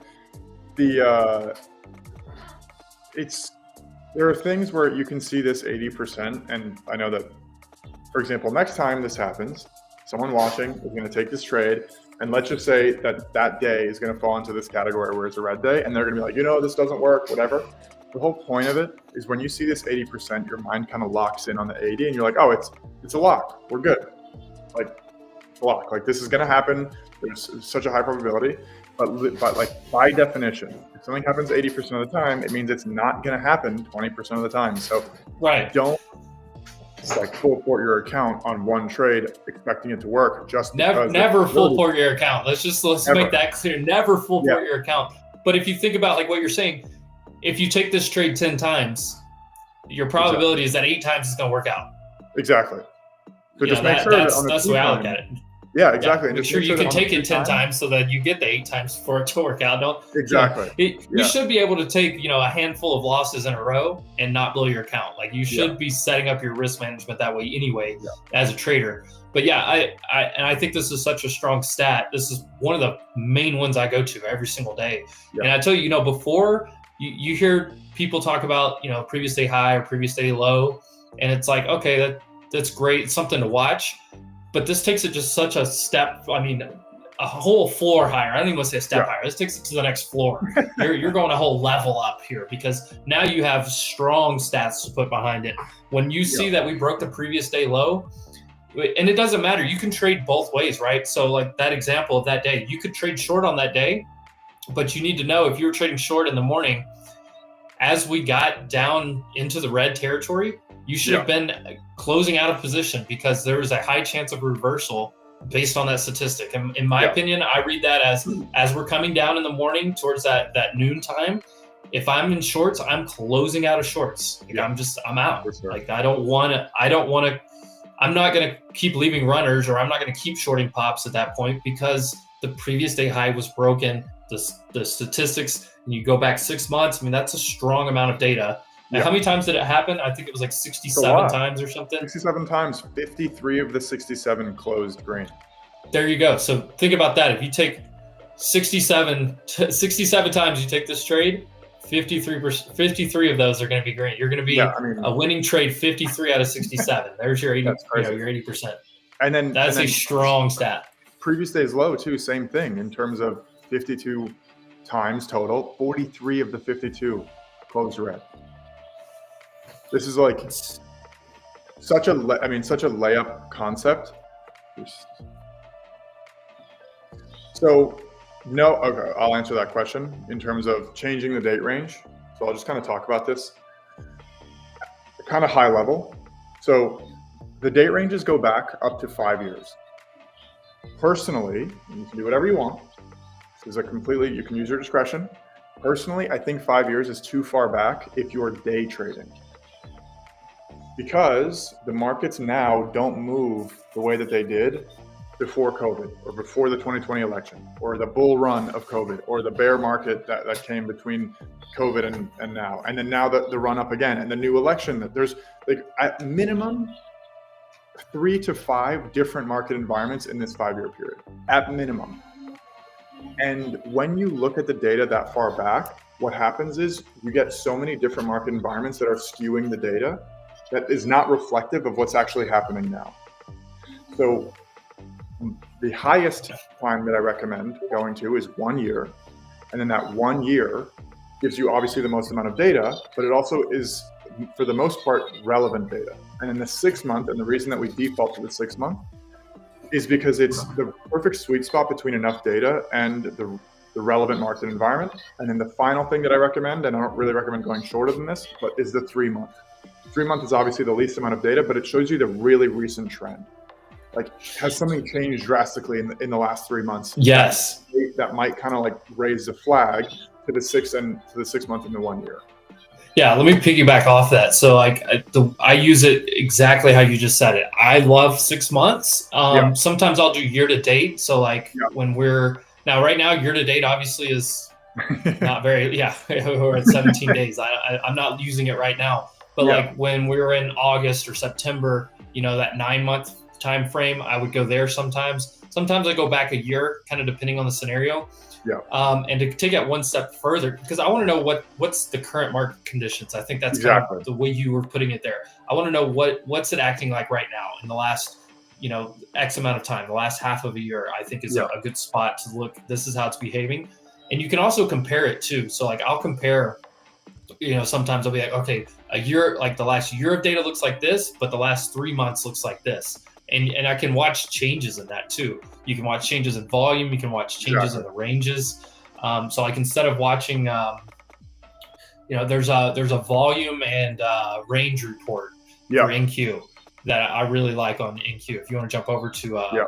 the Thank futures you. real fast, there's a volume and range report right there. And I like to see, okay, each day, what is the average range that we have in, I do it in points instead of percentage, just because Yeah, it's easy to use the measuring tool. yeah, So like right there, I'm looking at that and I see, 200, 300 point range. Now, okay, is that what we're getting? That's the last 6 months. What are we getting right now in the last 3 months? What was it a year ago? It's different, right? And is it changing drastically? yeah, So like right now, you go back to the last 3 months, it looks a little bit lower. You go to the yeah, last 6 months, you can tell volatility expanded for a while and now it's contracting a little bit. The ranges are getting a little bit smaller. And I yeah. bet if you went even smaller down, if you went down like a month, I bet it's probably even higher. Yeah, Yeah, look at that. We've had a ton of volatility over the last month. So I kind yeah, of look at that just sometimes when I'm painting a picture in my head or like what are my conditions right now. I will look at the different time frames just to see what are we doing now compared to what we did on average over the last 3 to 6 yeah. months. Right now, Super obviously, you important. can tell this last month we are exceeding averages for the last 3 months, the last 6 months, last year. Yeah, We're exceeding those averages big time. So that's something I do like to look at a lot as well. yeah. You know what that kind of just sparked an idea for? What if we could? Um, it does make There you go, sense. OP King. Yeah. It does. Yeah, It does. and trust me, OP King, you dive into Edgeful and start putting some of these stats behind your trades, like you'll see you're still going to have some of your same trading strategies and setups, but when you put the data behind it, you're going to stay out of bad trades. You're Yeah, going to feel more confident in good trades, and you're gonna have more reasonable price targets. Those are the three things I yeah. tell everybody that try this out. It's 100%. reasonable. When you're in a counter trend trade, and instead of looking for the home run shot, you're like, I need to start taking profit now. Like, I don't need a 200 point trade here. I need a 50 point trade here, based Yeah, on whatever scenario it is. yeah. But yeah, you're saying it sparked an idea in your head. What I was going to say was, what if we had not three different charts, but let's say within this graph we had the blue bar. Like, let's just say there was three different bars for Monday. The blue bar would be the 1 year. Let's just say a red bar would be for the 6 month stats, and then like whatever, a yellow bar would be for the 3 month. So then you can see You could in see the same chart the difference. the difference between each of these, the 1 year, the 6 month, and the 3 month, literally side by side to see, okay, is there a big discrepancy or are they kind of falling in line? What do you Yeah, think about that? that would be cool on several reports. I feel like Yeah, if you could compare multiple time frames. I'm trying to think of a quick example, like even even like the gap, your or even the range. seasonality or your range. Maybe you're like green and red by weekday type of thing, Yeah, like the when you're looking at like trend analysis or recent performance. yeah, If you compared like, okay, what's it doing the last 3 months compared to a year ago compared to the last month or whatever, and see like right now, over the last, we're seeing a change, because that's the other thing I want to spot is, if I was trading and I know that, hey, Mondays and Fridays have been fantastic. Look at that. Friday's fantastic. Monday's fantastic on that yeah, report. But where is it the strongest? And is there a common denominator? Is Friday the strongest no matter what time frame you look at, even though maybe the last couple months it's been Mondays and the last 6 months it's been Tuesdays, but then if you Yeah. look, you say, well, Friday is consistent over the last year. Exactly. That's the important. That would piece be an of interesting thing to quantify there. We'll have to figure out how to put that in here, like in a decent manner. But yeah, it's an interesting thought. And then another thing that a lot of people have asked for is, thank you, Kyle. Love to hear that. That's the whole point. That's why we do this. That is the exact point. I love to hear that. That's why we built this, by the way. So, I mean, I'm sure if anyone has watched any videos of mine, you know that this was built for me, by a trader for a trader. And it's become this thing where I know that people aren't really analytically like experienced. They don't have too much analytic experience. Like a lot of people are not analysts, but they're very interested in trading. But trading requires a lot of analytics, and like a lot of people just don't know how to go about getting the data, like parsing through the data, understanding the data, updating it, making sure that it's correct, everything else. And that's where Edgeful comes in, where you can literally just like open it up, go to your favorite ticker, and then go to your favorite report, and now you have like all the recent and relevant information that you need to be trading with data on your side. That's like the most important thing. Is it's very quick, it's very easy. You don't need to be a PhD to figure it out. And you just open it up and like there it is. Like there are the results right there. Andre, can we get any data on moon cycles? Can we get the astrological charts? Can we get that? Can we get data on that maybe one of these days? It's a funny thing. We actually joke about this quite often, but there are some there's actual trading view indicators people have built that are based off of the moon cycles. Have you never looked at it? I've never looked at it. What are they called? Go to a daily chart. Just go to a daily chart, and you can do QQQ, you can do Bitcoin, whatever. Go to indicators, just type in moon cycles. No way. What? What is it supposed to be? Full moon, you buy the dip. New moon, you sell. I mean, that's pretty good, honestly, right here. Look at the full moon. This is blowing your mind right now. I've looked at this jokingly for a while, and look where the full moon was at the bottom. Yeah. Maybe we should build a report around this. Around kind moon of as a cycles. joke, kind of not really. Look, this is what I'm saying. Mike Jr.'s on it. Sounds crazy, but there might be a correlation. And there is something weird about it. Ask a nurse, ask an ER doctor or a nurse, or somebody that works at a bank. I used to work at a bank. Like crazy things happen on full moons every time. Look at this too, and this one. I mean, this is a great buy too, even after a nice little run up. Yeah. Wow. That's crazy. So should we build something or what? Maybe we should build something for moon cycles. Yeah. You get some free time. I know you don't have a whole lot of free time, but next time you get some free time, you just dive into it a little bit. Yeah. Maybe if it's maybe we throw some fun reports on Edgeful too. Maybe we start talking about the sea level and everything else. Yeah. What's is Mars and Jupiter aligned right now? Yeah. All right, we got a question from Kyle here on future development. That's our VWAP levels. I use VWAP +1. Okay. So I was recently on a call about this, and I want to show kind of all. I use the same thing on my chart all day. I have VWAP and the one and the +1 extension band, so just the normal VWAP. It's literally just called VWAP, and then I have like that right there, +1 band on each side. Okay, so the difficult piece, or what we can do, and then this is +1, right? Not +2. So what I'm going to do quickly is I'm going to make the +2 red just so it's a little bit easier to see. Okay. All right. So one of the things that is a little bit difficult is that it would have to be, unless we're looking on the daily time frame, so instead of having to filter for that New York session, looking at the daily time frame, because the VWAP would be technically continuous. This VWAP is technically continuous, kind of like if you consider this like the actual daily close. But my thought process is, in this case, like today, let's use today as an example. This is a decent example. So it touches the +1 band. 1, 2, 3, 4, 5, 6, 7, 8, 9, 10. I mean, I guess whatever. We can figure out how these will go because they're above. But it did touch 10 times. Now, what would you want the report to measure? My thought would be like time spent inside or outside of it would be an interesting something along those lines, because like for me, anytime we get outside of those outer VWAP bands, if we have a strong trend day, sometimes it'll support on top of a one deviation band.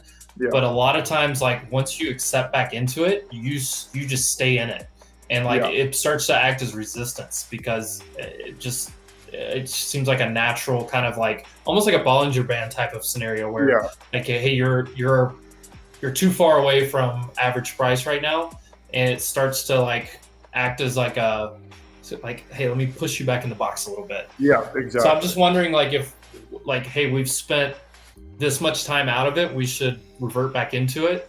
And when you that say type of thing, it's kind of like I've also mentioned to you, like when we get a certain distance, like if we get, on a 5-minute chart, if we get 1% above an EMA or something, like you usually get some kind of snapback. Yeah. So when you're saying time spent outside, now I'm thinking about, my brain is going to, okay, we're going to build a report. How are we going to do it? What's the if then? The if then. Is it the whole candle has to be outside? Is it just it has to close outside? Like in this case, these four, let's just say these 4 candles are outside right here, these 4. But then are these outside? If they wicked back in, are they outside? Yeah, I think you'd have to define like candle closes, maybe like a full candle body. What I'm thinking about is, what if we said on any given day, how often will price touch either the +1, the -1, the -2, and the +2? So like in this case, it would say that too. It did touch the +1, the -1, and the. If you ever touch a -2, I bet the stats are so low that you touch the +2. Yeah, exactly. So that's where my head is going, because it's a little bit more. So look at that. You touched the +2 up there, and you came back down to the -1, but you didn't get to the -2. Yeah, and then if we look, I mean, I would assume, I don't know obviously, but I would assume, oh, here's a day. But I think this range was actually really small.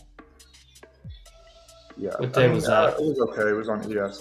Let's look at NQ. I'm a little bit more familiar with the recent ranges on NQ. But typically, okay, here. Oh, this day didn't touch both, but it was, I guess it was a smaller day this day.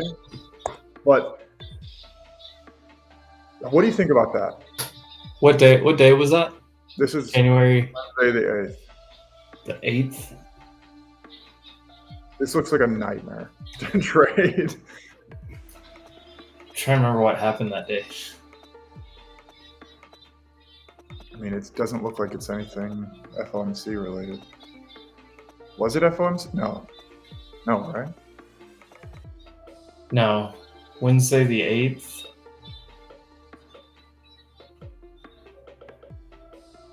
We had a major sell-off on that Tuesday, so that was an inside, or it was. Oh yeah. It went slightly lower, but you had a massive down day the day before, so it was a consolidation day. Yeah. Yeah. That was the day we broke the previous. I remember that we broke the previous day's low, and so I just stayed away from longs. Yeah. And there's that report again. Previous day's range. I literally, like, if I could, when I go to edgeful.com, if I could just open edgeful.com/previous day's report, previous day's range, that would just land on that page, to be honest, if I could. The new upgrade is actually, the new site is coming out next weekend. So it'll be next Saturday, next Sunday. And what's going to be really nice is that you're going to be able to have your bookmarks, instead of having it in this like favorites area, you're going to have it right in your sidebar. So then you can just instantly switch from like Bitcoin to the ES to QQQ to whatever, and you're going to have a watch list too, so you can switch like very simple. I'll just show you quick. I know I've shown you this before, but I'll show you quickly. Give me 1 second. What Kyle's saying here too, really nice. Before I lose my thought on what Kyle's saying here too, I trade the VWAP like this. If we are outside of like the +1 or -1, and we fall back inside of it, I look for it to traverse to VWAP next. So like right there, we fell inside of it. I look for VWAP. You see, we got to bounce at VWAP. If we lose VWAP, then I look for it to go to the lower band. Kind of like the same with orb. If you lose an orb high, I look for that midpoint. If we lose that midpoint, I look for orb low. I look for it to traverse that range. So it's kind of something along this lines. I don't ever trade NKD, right, but yeah, you get out. You reject it. If we're outside of it or we reject it, I look for it to come back to VWAP. If we lose VWAP, I look for it to traverse to the plus or the -1 after the +1. It's just traversing ranges is what I look for in that report. So just to it would be actually interesting to see how, like, if we can build out how often does it touch? You good? Yeah. I hit my knee and knocked my phone off, all kinds of stuff. Sorry, my bad. No worries. If we build something, how often does it touch each of them, including the 2? Because I mean, I don't even know if there is a 3 or if it even touches the 3 ever. I mean, I doubt it. Oh, it did touch the 3 here, but okay. So maybe we include the 3. Yeah, it's rare, but it happens. I've seen it. Yeah, and we say how often does it touch? At some point, each of the ones. So like the orb by levels report a little bit. Yeah. If we do the orb by levels, but instead of the levels, like instead of this. Yeah. How often do you ever get to and that's good for mitigating price targets too. Like as you're trimming out of a position, if you got long at the -1, you trimmed out some at VWAP, you get to the +1, you're trimming out again, and you look at your stats and say, okay, I came off the -1. What's the chance I get to a +2? Like it is different because instead of like a set level, it is a moving. Yeah. But I feel like with an indicator, you could pick up I feel like you could pick up some type of formula that would. Well, I mean, that's something that we need to figure out. Calculate if you hit that level or not. Yeah, this is something. Are you there? Are you freezing? Am I freezing? My Wi-Fi good? I don't know which one of us froze up. Somebody froze up, but we're good. I think we're good now. I can hear you, but yeah, we're back. We're back. So yeah, and with this report, we added something. I'm not sure if any. It might be with the IB actually. Yeah, the IB by levels.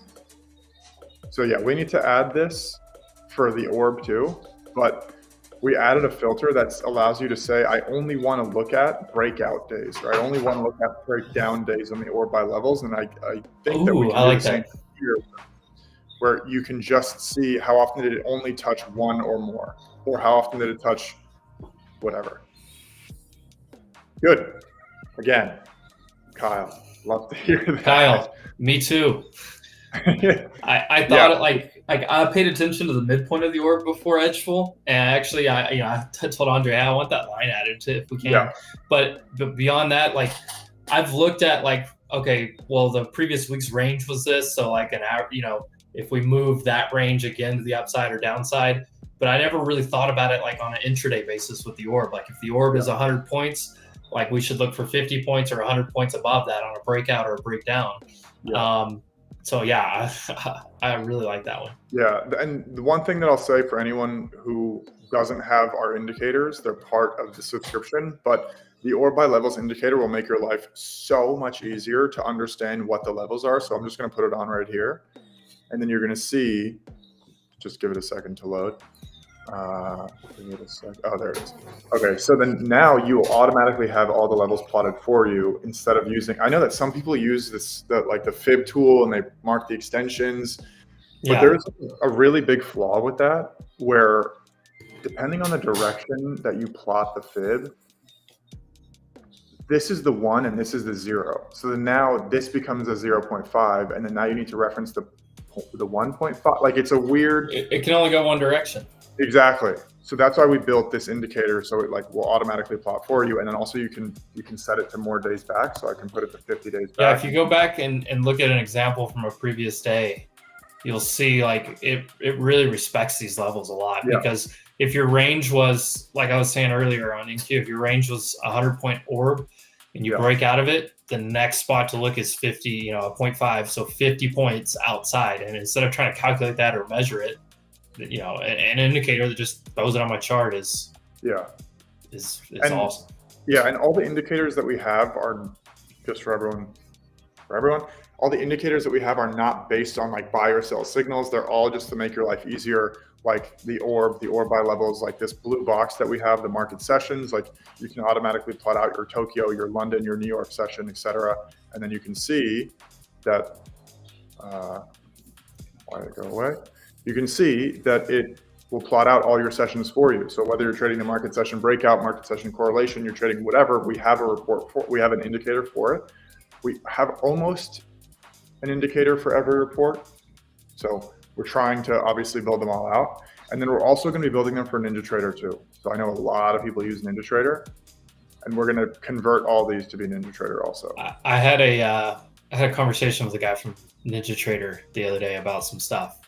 And they said that they were really working on their platform on getting more stuff in there, which I guess they're mixed with Tradeovate now. I don't know which one merged with which one, but they're the same. NinjaTrader bought Tradeovate. Same entity. Yeah, there you go.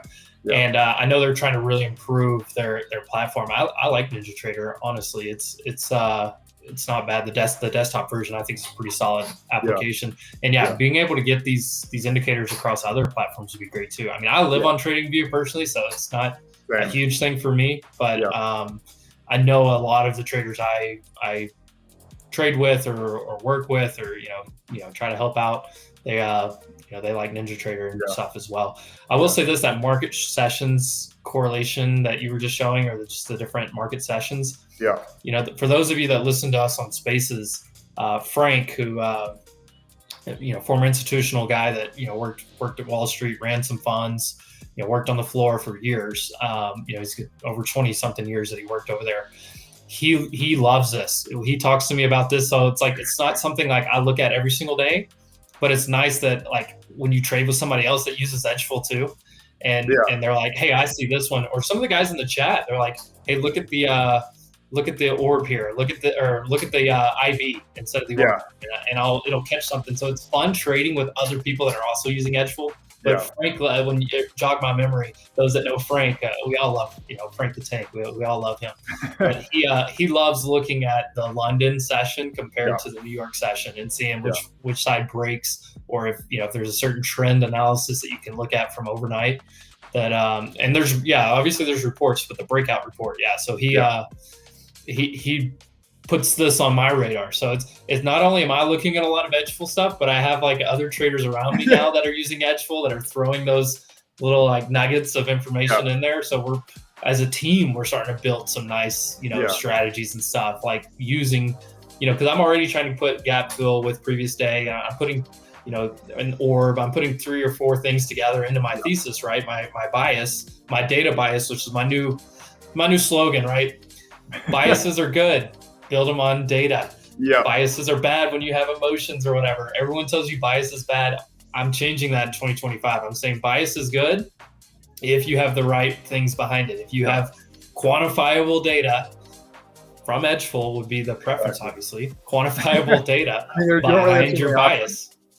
Who else is doing this? I don't even think you guys have competition. To be 100% honest. I haven't seen any product even similar to this. Somebody's going to try to copy you at some point, but they're going to be so far behind. Yeah, but as more people see this, I don't see how somebody doesn't try, which I think that's a compliment. Yeah. I think you should take that as a compliment. It's totally okay. I'm totally fine with it. Trust me, I'm almost equally as shocked as you are that nobody's done this. But you don't really have too many outlets to go to find data in the trading space. Yeah. Well, it's kind of a novel idea created by a trader for traders. So I love that. Absolutely love that. But that was an interesting one that old Frank the Tank put on put on our And these radar. are all customizable. I mean, I know you know this, but they're all customizable. So you can change your London start and end times. Like, let's say you don't like the overlap of London and New York. You can change the London close to be at the start of the New York Open. Now you can see how that, like, they'll automatically change for you. So some people like to say, okay, this is my New York session now starting. Everything that we have is customizable, from the indicators to the reports to also the requests. So you can also make a custom report request right here. So if we don't have a report that you want to look at, or some concept or some strategy, you can actually click right here and submit a ticket for us to build something for you. Yeah. That's Good reminder to everyone. And I've said this on previous rooms, but most of the reports you guys have, I think at this point, were requested now. Like at first it was like some of your ideas, which the best ones may have been your ideas, if I have to say that. Some of the original ones, the gap fill ones, some of those. But as more and more reports come, I find some other ones I really like, and most of them are like crowdsourced, I guess, at this point. User sourced. And so exactly. If you have something, and all it has to be is something quantifiable, right? An if-then type of statement. We kind of went through that process a few minutes ago. But if we have, any of you guys that are using Edgeful or wanting to use Edgeful, and you have some type of strategy that you use in your daily trading that you want the data behind, hit that request button, send it over to Andre. He'll get it to the team, and if it can be built, they'll build it. And the turnaround time, I was shocked by your turnaround time. I was thinking, if I request you to build something, like, okay, it goes in line, maybe in a month you get to it, and I get it back in a month and a half, and that's not the case, right? What's the turnaround time? Yeah, usually it's going to be around 2 weeks. In the last month or so, it has been just a little bit longer, because we're actually redesigning the entire site to look like this. So there's going to be a huge upgrade, which is going to be a lot cleaner. Everything is going to be a lot better. You're going to have all your bookmarks, like all your favorite reports will be on the side. You'll be able to instantly switch between any ticker, whether it's across different assets, across different report types. You'll be able to favorite everything. The what's in plays will be, all the what's in play will be on the actual report pages too. So as you're kind of like exploring everything, it'll be involved right at the top. So you always have it. You don't have to leave the page to go there. But that's why, so apologies if we have been a little bit slow on the releases, but that's why we have been a little bit slower. But typically, you're building out 2.0. Yeah, exactly. You've got to put some resources there too. Exactly. So then, it's typically going to be around 2 weeks. We can also build out, which you can see right below that, custom trading view indicators for you too. So of the 30 plus reports that we have, indicators that we have here, I mean, it's probably more than 30 now, but of the 30 something we have, you can also request, hey, I want to see for whatever, this and that. Can you build an indicator for it? One thing to keep in mind, we're not going to build an indicator with a buy or sell signal, obviously. So, yeah. Looking back at the markets, I know we're a little bit over the actual time. It's not a big deal. I'm fine. I'm loving this conversation. Go to your SPY chart. Yeah. SPY just made a new high of day, actually. NQ and QQQ are still just slow grind up, but it didn't go any lower, so that's good. But go to your SPY and look at that orb by levels, which I use a 30-minute, but that orb by levels we were just talking about a few minutes ago, I use the 30-minute. It's my favorite. This is also going to be customizable, so you can change the end time of the opening range to be that 10 a.m. Yeah, so that's what I do. Just for everyone that's curious, that's what I do. I look at that, and then I also, if I want to see what IB looks like, instead of throwing another indicator on there, I just change that to an hour, and you get the IB one too. So like either one. But if you look at this, zoom in a little bit, and look at that 0.5 extension. What time frame are you on? About a 5 minute. Are you on SPY? Yeah. Right over here. And this is on the, Wait, mine looks different. Right now. What do you want it to be on the? Go back to 30-minute. Yeah, I figured. There we go. Look where we stopped for like 3 candles. Yeah, right at the 0.5. Yeah, and now look, we'll see if we hit that one, and watch there'll be like either a pause or rejection there. Yeah. If you're following along, if you have the indicators, if you're an Edgeful user, just take a look at that orb by levels. I really like that. Yeah. Shout out to Kyle. I almost called him Tyler. I guess I would have been right. Kyle Tyler. So shout out to Kyle for putting that on the radar here for the conversation. But that's something I definitely keep my eye on. And it's, if there's something you're like, does it really work? Just watch it for a while. Yeah, I've done that for a long time. Just watch something for a while and see, do we normally there's get the one. reactions around this area? There's that one. And Right it's there, interesting bang. that's there. Yeah. See if you reject right here, or at least profit targets. Look, it also happens to be 599, like the whole number. Like Yeah. it's right at a whole number too. The Funny how that works out more times than not. Yeah, and then you can also, and just in terms of the customization, like some of these levels, like the 4 is pretty far away. Like it's not very likely to get there. So you can also customize these inputs here to be like, so we have it as like 0.5, 1, 1.5, but you can do 0.25, 0.5, 0.75, 1. And then we're also going to allow you to update the, in terms of customization, you would be able to actually customize each of these levels too. So you have full control if you want to do 0.2, 0.4, 0.6, 1, whatever else. Like you'll be able to customize each of these levels.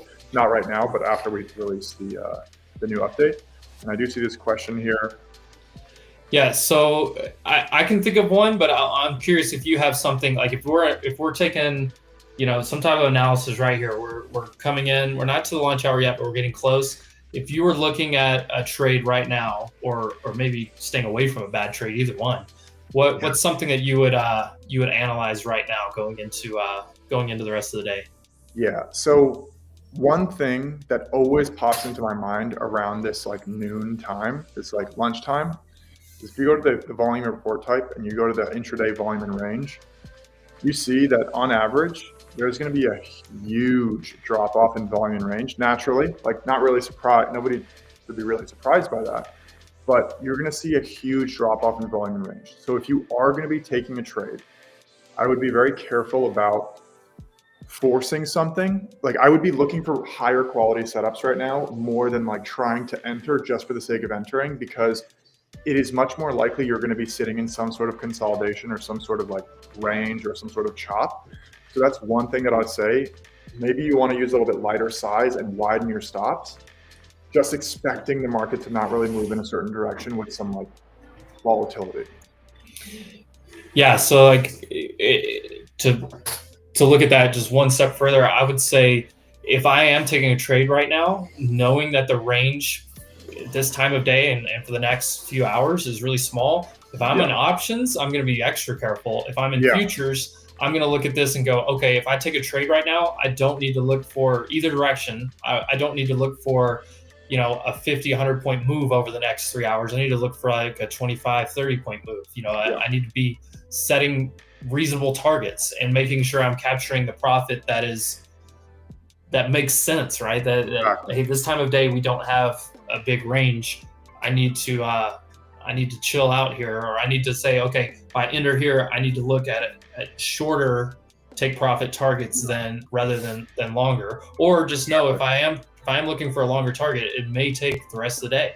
Yeah. If I'm in options, I'm probably not going to enter a new position until probably 2 o'clock or so. Like I'm probably going to look at that time frame when it starts to pick back up. It's that 2:30 where we start to see that kind of back half of the day ramp back up a little bit. Exactly. Look at that rejection off that.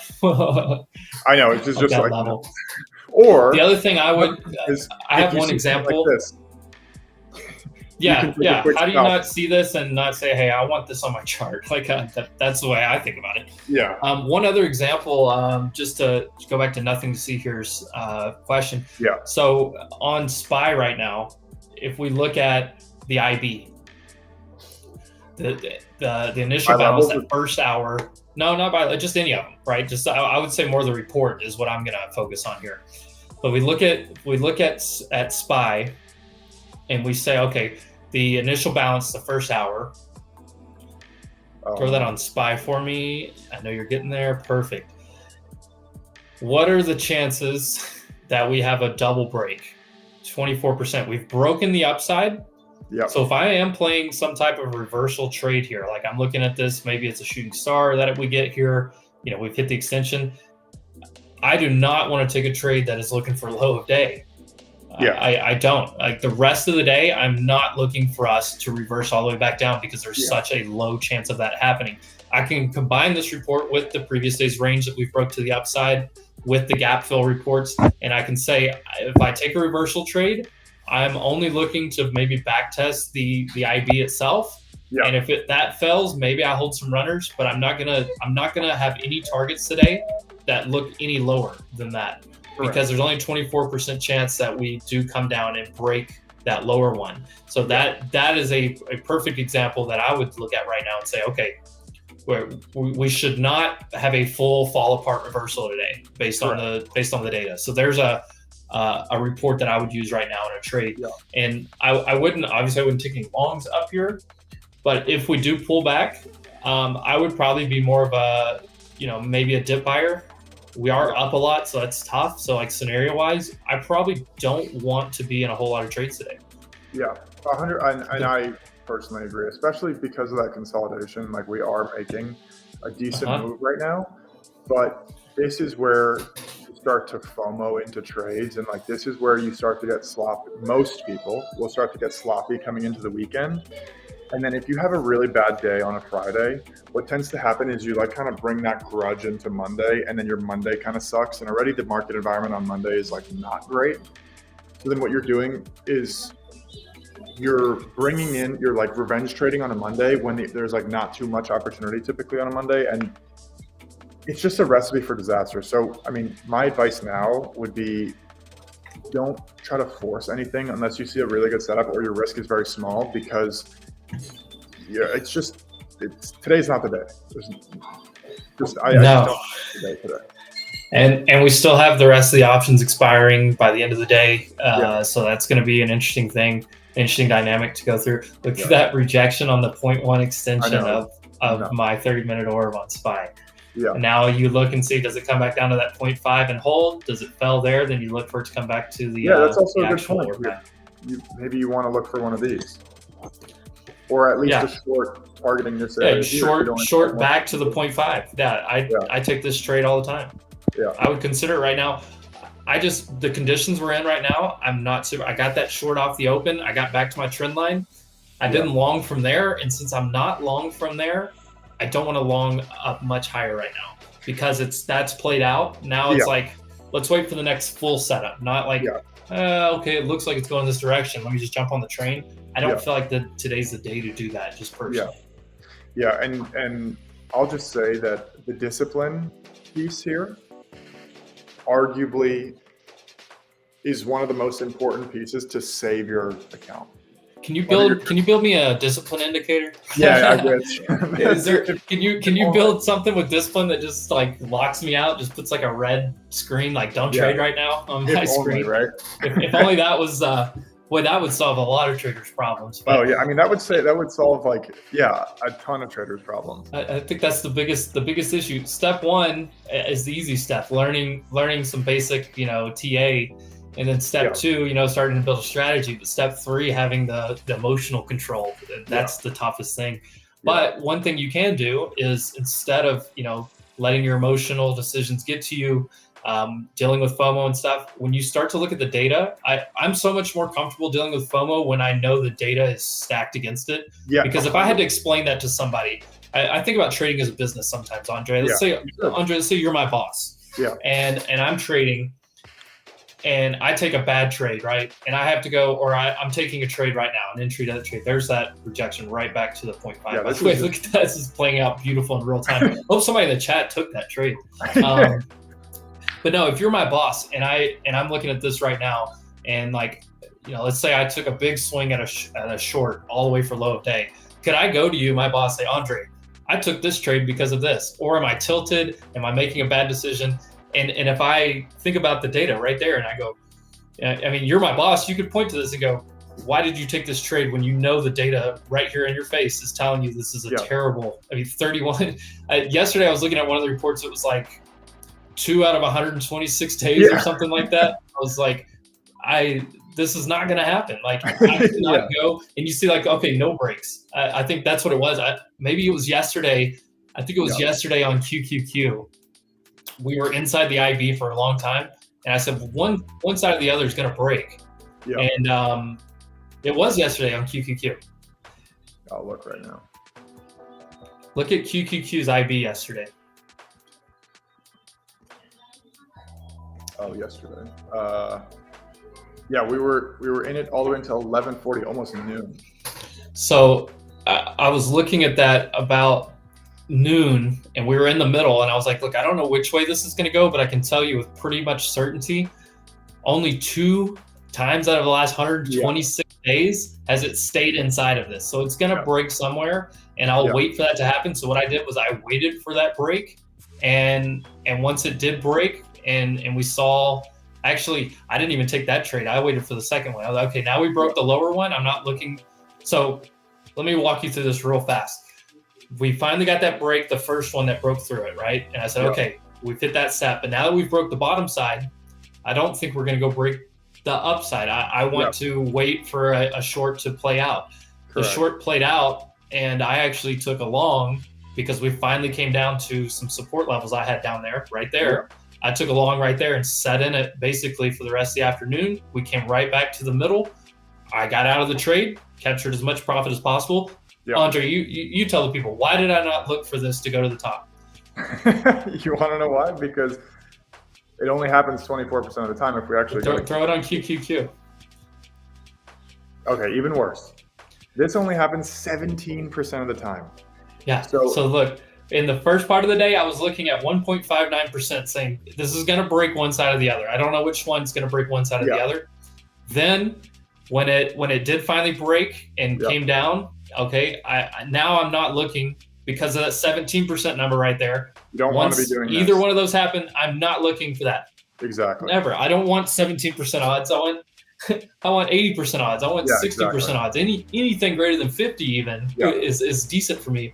I'm not looking for anything less than 50. And when I see lower than 20, forget about it, right? Forget about it. So if you think about trading as a business, dealing with FOMO, and if you're having trouble with, you take good trades and then you take terrible trades, or you go on tilt, you make bad decisions because you feel like you need to be in a trade, you put the data behind it, it keeps you out of that. And you think about it as a business. If I had to go to my boss, say, hey Andre, I know you're my trading manager. I took this trade and I had a 17% chance of success, and you're going to be like, you're fired. Like, what are you doing? You're burning money. You're losing money for no reason. Exactly. 100%. It's I've actually never thought about it that way. Yeah. It's, if you had to go and explain to someone why you took a trade, for the most part, most traders in general that don't use data would not be able to verbalize why they took it.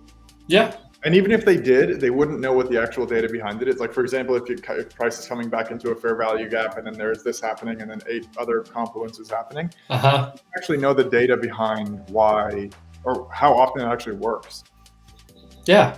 So yeah, that's the mindset I use. It's like, look, if I had to explain to this trade to somebody, and I do trade on stream, I trade on Spaces, I trade in Discord. I have people listening to me, listening to my analysis and stuff. And that's part of what I have to, like, I say, okay, this is why I took this trade. And I have to be able to explain it. Like, if I'm just taking wild shots at stuff, the success rate's not going to be there. Maybe I get lucky a few times, but I'm not going to have any consistency at all, which is my focus is to consistently make money. And I think everyone should be that focused, right? I mean, I think that's common. But how do I explain, like, well, why did you take that trade? I don't know. I thought it looked good. Exactly. Okay, well, how does that sound versus, well, I had this and this and this is confluence, and I had this probability that the trade was going to work out, or that this scenario was going to occur. I have multiple pieces behind that. And even if you aren't trading, in front of anyone, or you're giving any analysis to anybody, you're just doing it for yourself, which is the majority of people, I think. Yeah. You should still be able to do that. I mean, that's the basis of all of this is, every trade you take, if you go back and review your trades, why did I take this trade? Why did it work out? Why did it not work out? Yeah. And were things even in my favor to take that trade in that scenario? Yeah, exactly. It's so important, I feel like, because it's very easy to start and open a trading account and to start buying and selling, whether it's futures, whether it's options, whether it's just equities, whether it's crypto. There's really no barrier to entry. So people tend to lean towards like winging it a little bit, which is like not ideal. Obviously, I mean, honestly, it's terrible.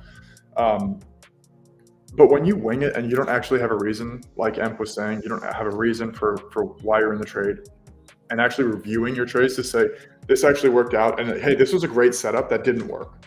Like, for example, if you are, hypothetically, if you are going for the single break, and it double breaks, that was a great setup that just didn't work on that day, which is totally fine. Can you build that for Yeah. We'll take one more trigger, mouse blows up. Sorry, that one cracked me up. Yeah, that would be pretty good. But yeah, I mean, there's just like certain things that you have to be careful of, and like you have to, and there's no other way. Are you seeing this play out on your screen, by the way? Like I pulled it up and I was just like, there's no way. This is nuts. Yeah. I've got it over here on the other side of my screen. I'm watching it, and same as your screen. I'm like, perfect example. I didn't take this trade, full disclosure. That's okay. But there's opportunities everywhere, right? And you know, some people are more scalpers than others. Look at this. I mean, you get the indicators with the data reports, everything, one price, one package. Like you don't have to deal with, well, what level am I and all this stuff. You guys simplified it. I love that. Yeah. I mean, I have multiple chart setups I use on TradingView, just in case anybody's curious. I have the main one I show you guys a lot that has like my EMAs on a 5-minute chart. I have the like pivot points, which is an Edgeful one, and then I have like a VWAP, and I have the orb. But then I have another chart setup that I keep like on QQQ and SPY throughout the day, and I have all Edgeful. It's all Edgeful indicators on there. It's previous day's range. It is previous week's range. It is either orb or IB. And what's the other one I keep on there? Let me flip. Gap fill. I knew there was one I was missing. And gap fill. I have those on that chart setup all day, every day. And I just flip tabs to my other TradingView tab. And I look at, okay, here's all those. And I save this, right? So when I open up my charts in the morning, I don't have to play around with indicators. I have one save that's literally all these great indicators from Edgeful that I watch all day. It basically looks like your screen right there. And then I have another chart set up. Just save. You can go, if you're up in the top right where it says right there where it says Edgeful, you can save chart layouts right there. For anybody that's not familiar with this, you can save it right there. You've got 3 of them saved that looks exactly like mine. And so I just create a new layout, or I make a copy, whatever. I save my indicators on a certain setup. That way I can flip back and forth quickly during the day, make good decisions. And then obviously I always have Edgeful pulled up in a tab, and I'm excited to see when you guys get this 2.0 going. I'm super excited to see what that looks like. Yeah. Next week. Oh man. But we have another report that this is one of the last things that I'll mention. More free alpha right now? Sorry? Are we getting more free alpha right now? More new stuff? Not yet. Well, yeah, we are getting some new stuff, but this is one of the last things that I'll mention here. And I think that you're actually really going to love this report. I'm not sure if I've told you about this yet, but it's going to be the initial bounce and the orb, and it's going to be called the buy retracement. So what it's going to look for is for you say retracement, you get me excited because I love to short a move. Yeah, exactly. All right, let's go. So you can see right here, this candle at 10:35 Eastern time breaks out of the IB. What this report is going to measure is from the first break, how often does price retrace back to 25% of the IB, to 50% of the IB, and to 75% of the IB, but only on single break days. Okay. So it's going to measure which is today, which is 80% of days. How often, like what is the pullback you can expect? So if let's just say there, and I don't know the stats, but let's say there's a 5% chance that price gets to the 75% area right here, which would be a 75% retracement from the IB high. Then you can start to get long here. If price comes back down, you can start to get long here expecting a move like this, because this will filter only for the single break days. The other thing I like about that, what I'm just already envisioning, so like, let's say we broke out today, right? Yeah. If we fell back inside, where does that retracement come back to? And I've told you I look for the midpoint automatically, that 50%. Yeah. So like if the rest of this day, if we came back down and failed that level, that IB high, I would look for the 25, and then I would look for the 50, and I could put stats behind that now. Yep. Exactly. This is a trade I take all the time. Yeah. When you break the orb to the upside and you come back down, you usually support on it. But if it comes back, supports on it once or twice, and then breaks back into it, accepts back into the orb range, I'm looking for it to traverse to the midpoint Exactly. at least. Exactly. But I would love to know what the stats are when that happens. Exactly. And then, so this is actually a very decent example because, and I'll have to actually, we're going to update the indicator too to reflect obviously all the halfway, so you don't actually have to do what I'm doing right now. So this will be updated, obviously. But for those that aren't good with math, he's taken half of the half right there. That's 25%. Correct. Oh, this is not a good example. Sorry. That one didn't break in the morning. Yeah, it didn't break until later in the day. Didn't break until late in the day. But there you go. Look, that one. This is my best day of the whole week right here.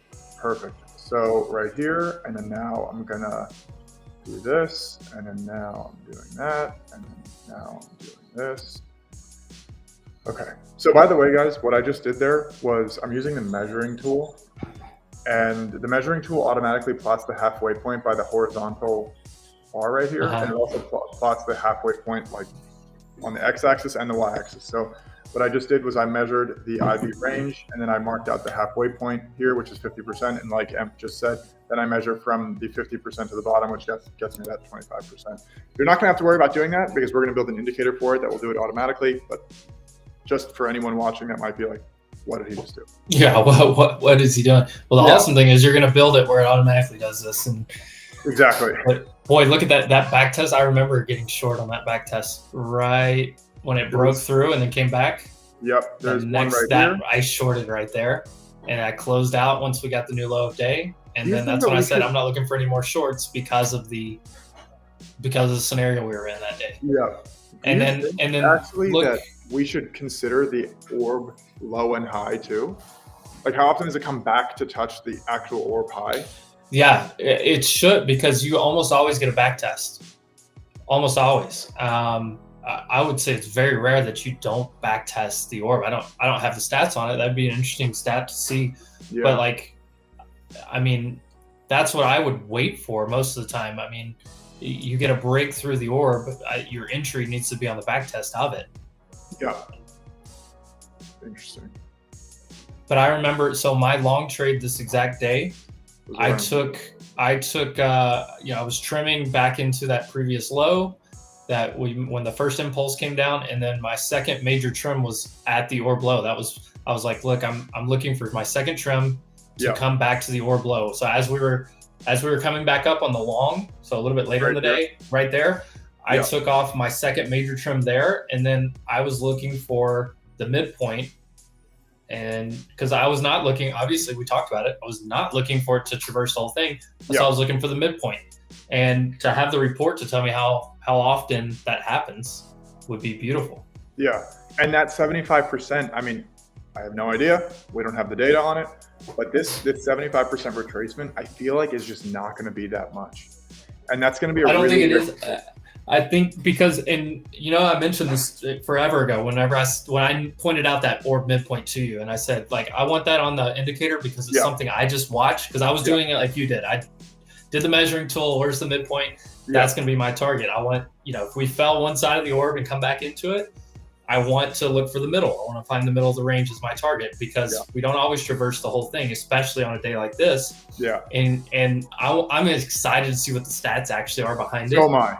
And what the difference is between 50 and 75, because I feel like that 50, because I've seen it so many times, at least a point of interest, right? Whether it goes beyond it or not, you start to see it chop there. You see people have a target there, right? Somebody bigger than me is targeting a middle of the orb when it happens. For sure. And so, like, I just want to follow up, wherever that well is swimming, I just want to trail along behind them, right? Like, I follow them.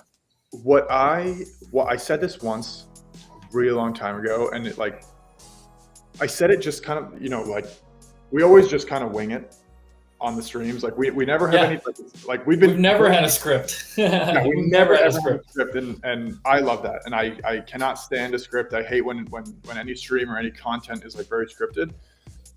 But I said once, we were talking about how the algos move the markets, and how us are not moving anymore. Like, we're obviously not moving any markets. But what I said was, Edgeful is pretty much a read on how the algos behave, and it's a way for us to hop on the back of the algo, exactly like what you just said.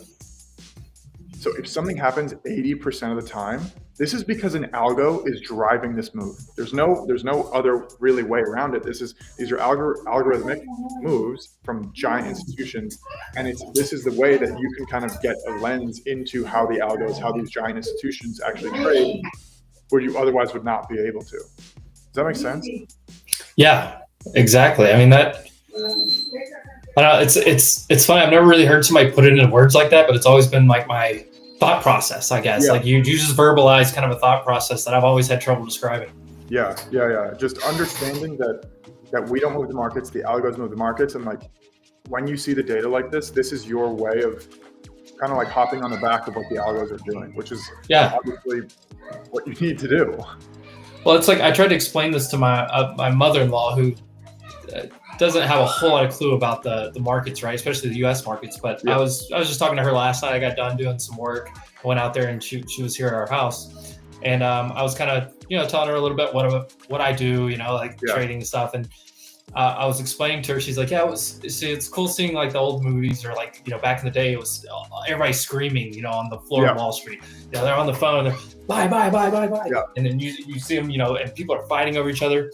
It looks nothing like that now, right, Andre? If you really wanted to show a picture of like what a trading floor or all the trading floor looks like, you would just show a server room with about 2,000 server racks of supercomputers. That's how trades are processed and made now at this point. That's pretty much it.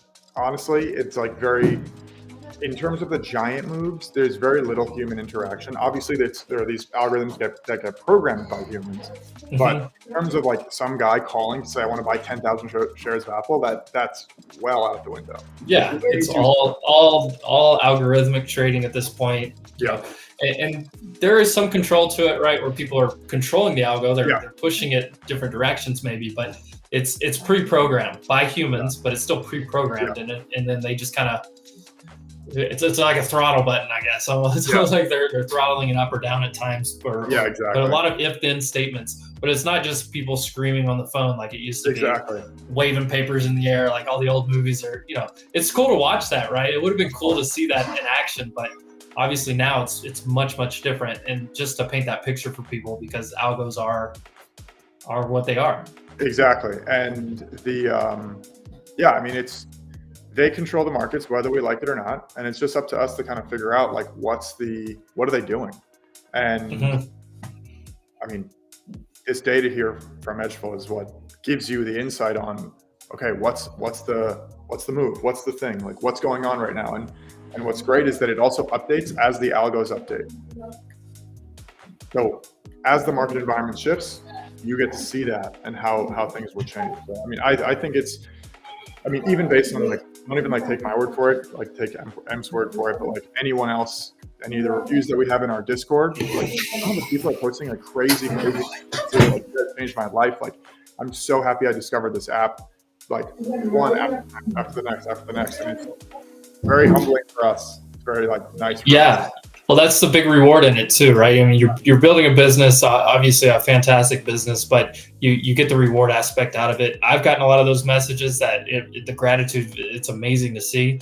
I've shared a couple of those with you where people have reached out to me and said, "Hey, this made me profitable. This, that you've changed the course for my family." Was one of the Edgeful, one of my followers that jumped into Edgeful, used that, and those are powerful, and they're testimonials, right? But it is powerful, right? And that's how powerful this platform is. And I honestly thank you. You've helped change my trading, change my life in a way too, my trajectory. So, shout out to you, Andre. This is a fantastic product. And boy, I know we went over time today, but I think it was worth it. I'm surprised you have this much free time on a Friday. I mean, I'm shocked your assistant, your one of your team members isn't calling you right now. Like, hey, we have this going on. I don't know if you saw, but I did get a call, and then I just quit my Slack. I got a call that popped up on my thing, and it was like right there. So I just quit my Slack and I turned it. I just like turned off all my notifications. I'll call you back later. The people need me right now. Yeah, exactly. Andre, the man of the people. I love it. I love it. Yeah. Well, We are coming into the top of the hour here. I think this is probably a great place to call it. I have a space that I'm going to jump on here shortly myself. Anyways, but Andre, thanks for popping in. You're always welcome. I'm doing these live streams right now. We're looking at Wednesday and Fridays as the day that we can fit that in the best. Perfect. Anytime I have what I'm going to do, Andre, every time I go live, I may just drop a link in our little DM chat. Yeah. You're ever free, even if it's popping in for 15 minutes to say hello. Yeah. We love having you on here. Yeah. Finding out new things that are coming. Getting your insights, because Andre's a trader too, guys. We talk back and forth. We don't talk about Edgeful that much. We should talk about trading because we're both traders. We talk about trading. So awesome, Andre. I appreciate you joining. Appreciate everyone that tuned in. We had over 4,762 people have tuned in to us this morning. So awesome. We appreciate each and every one of you. Check out Edgeful. Make sure you follow Edgeful on X. Follow Wolf Financial as well. We do appreciate Wolf Financial. And Andre, I hope you have a great rest of your day, great weekend, long weekend. So long Monday's weekend. Closed. I'll be watching futures. Are you going to watch futures Monday night? Absolutely. I will be. Hey, Trump takes stage. I've got the futures pulled up, especially if the market's been closed. I've got it pulled up. Yeah, because we may get some move. Yeah. All right. I appreciate you, Andre. I appreciate everyone that tuned in. Make sure you check everything out. We will see you on the next stream next week. Everyone.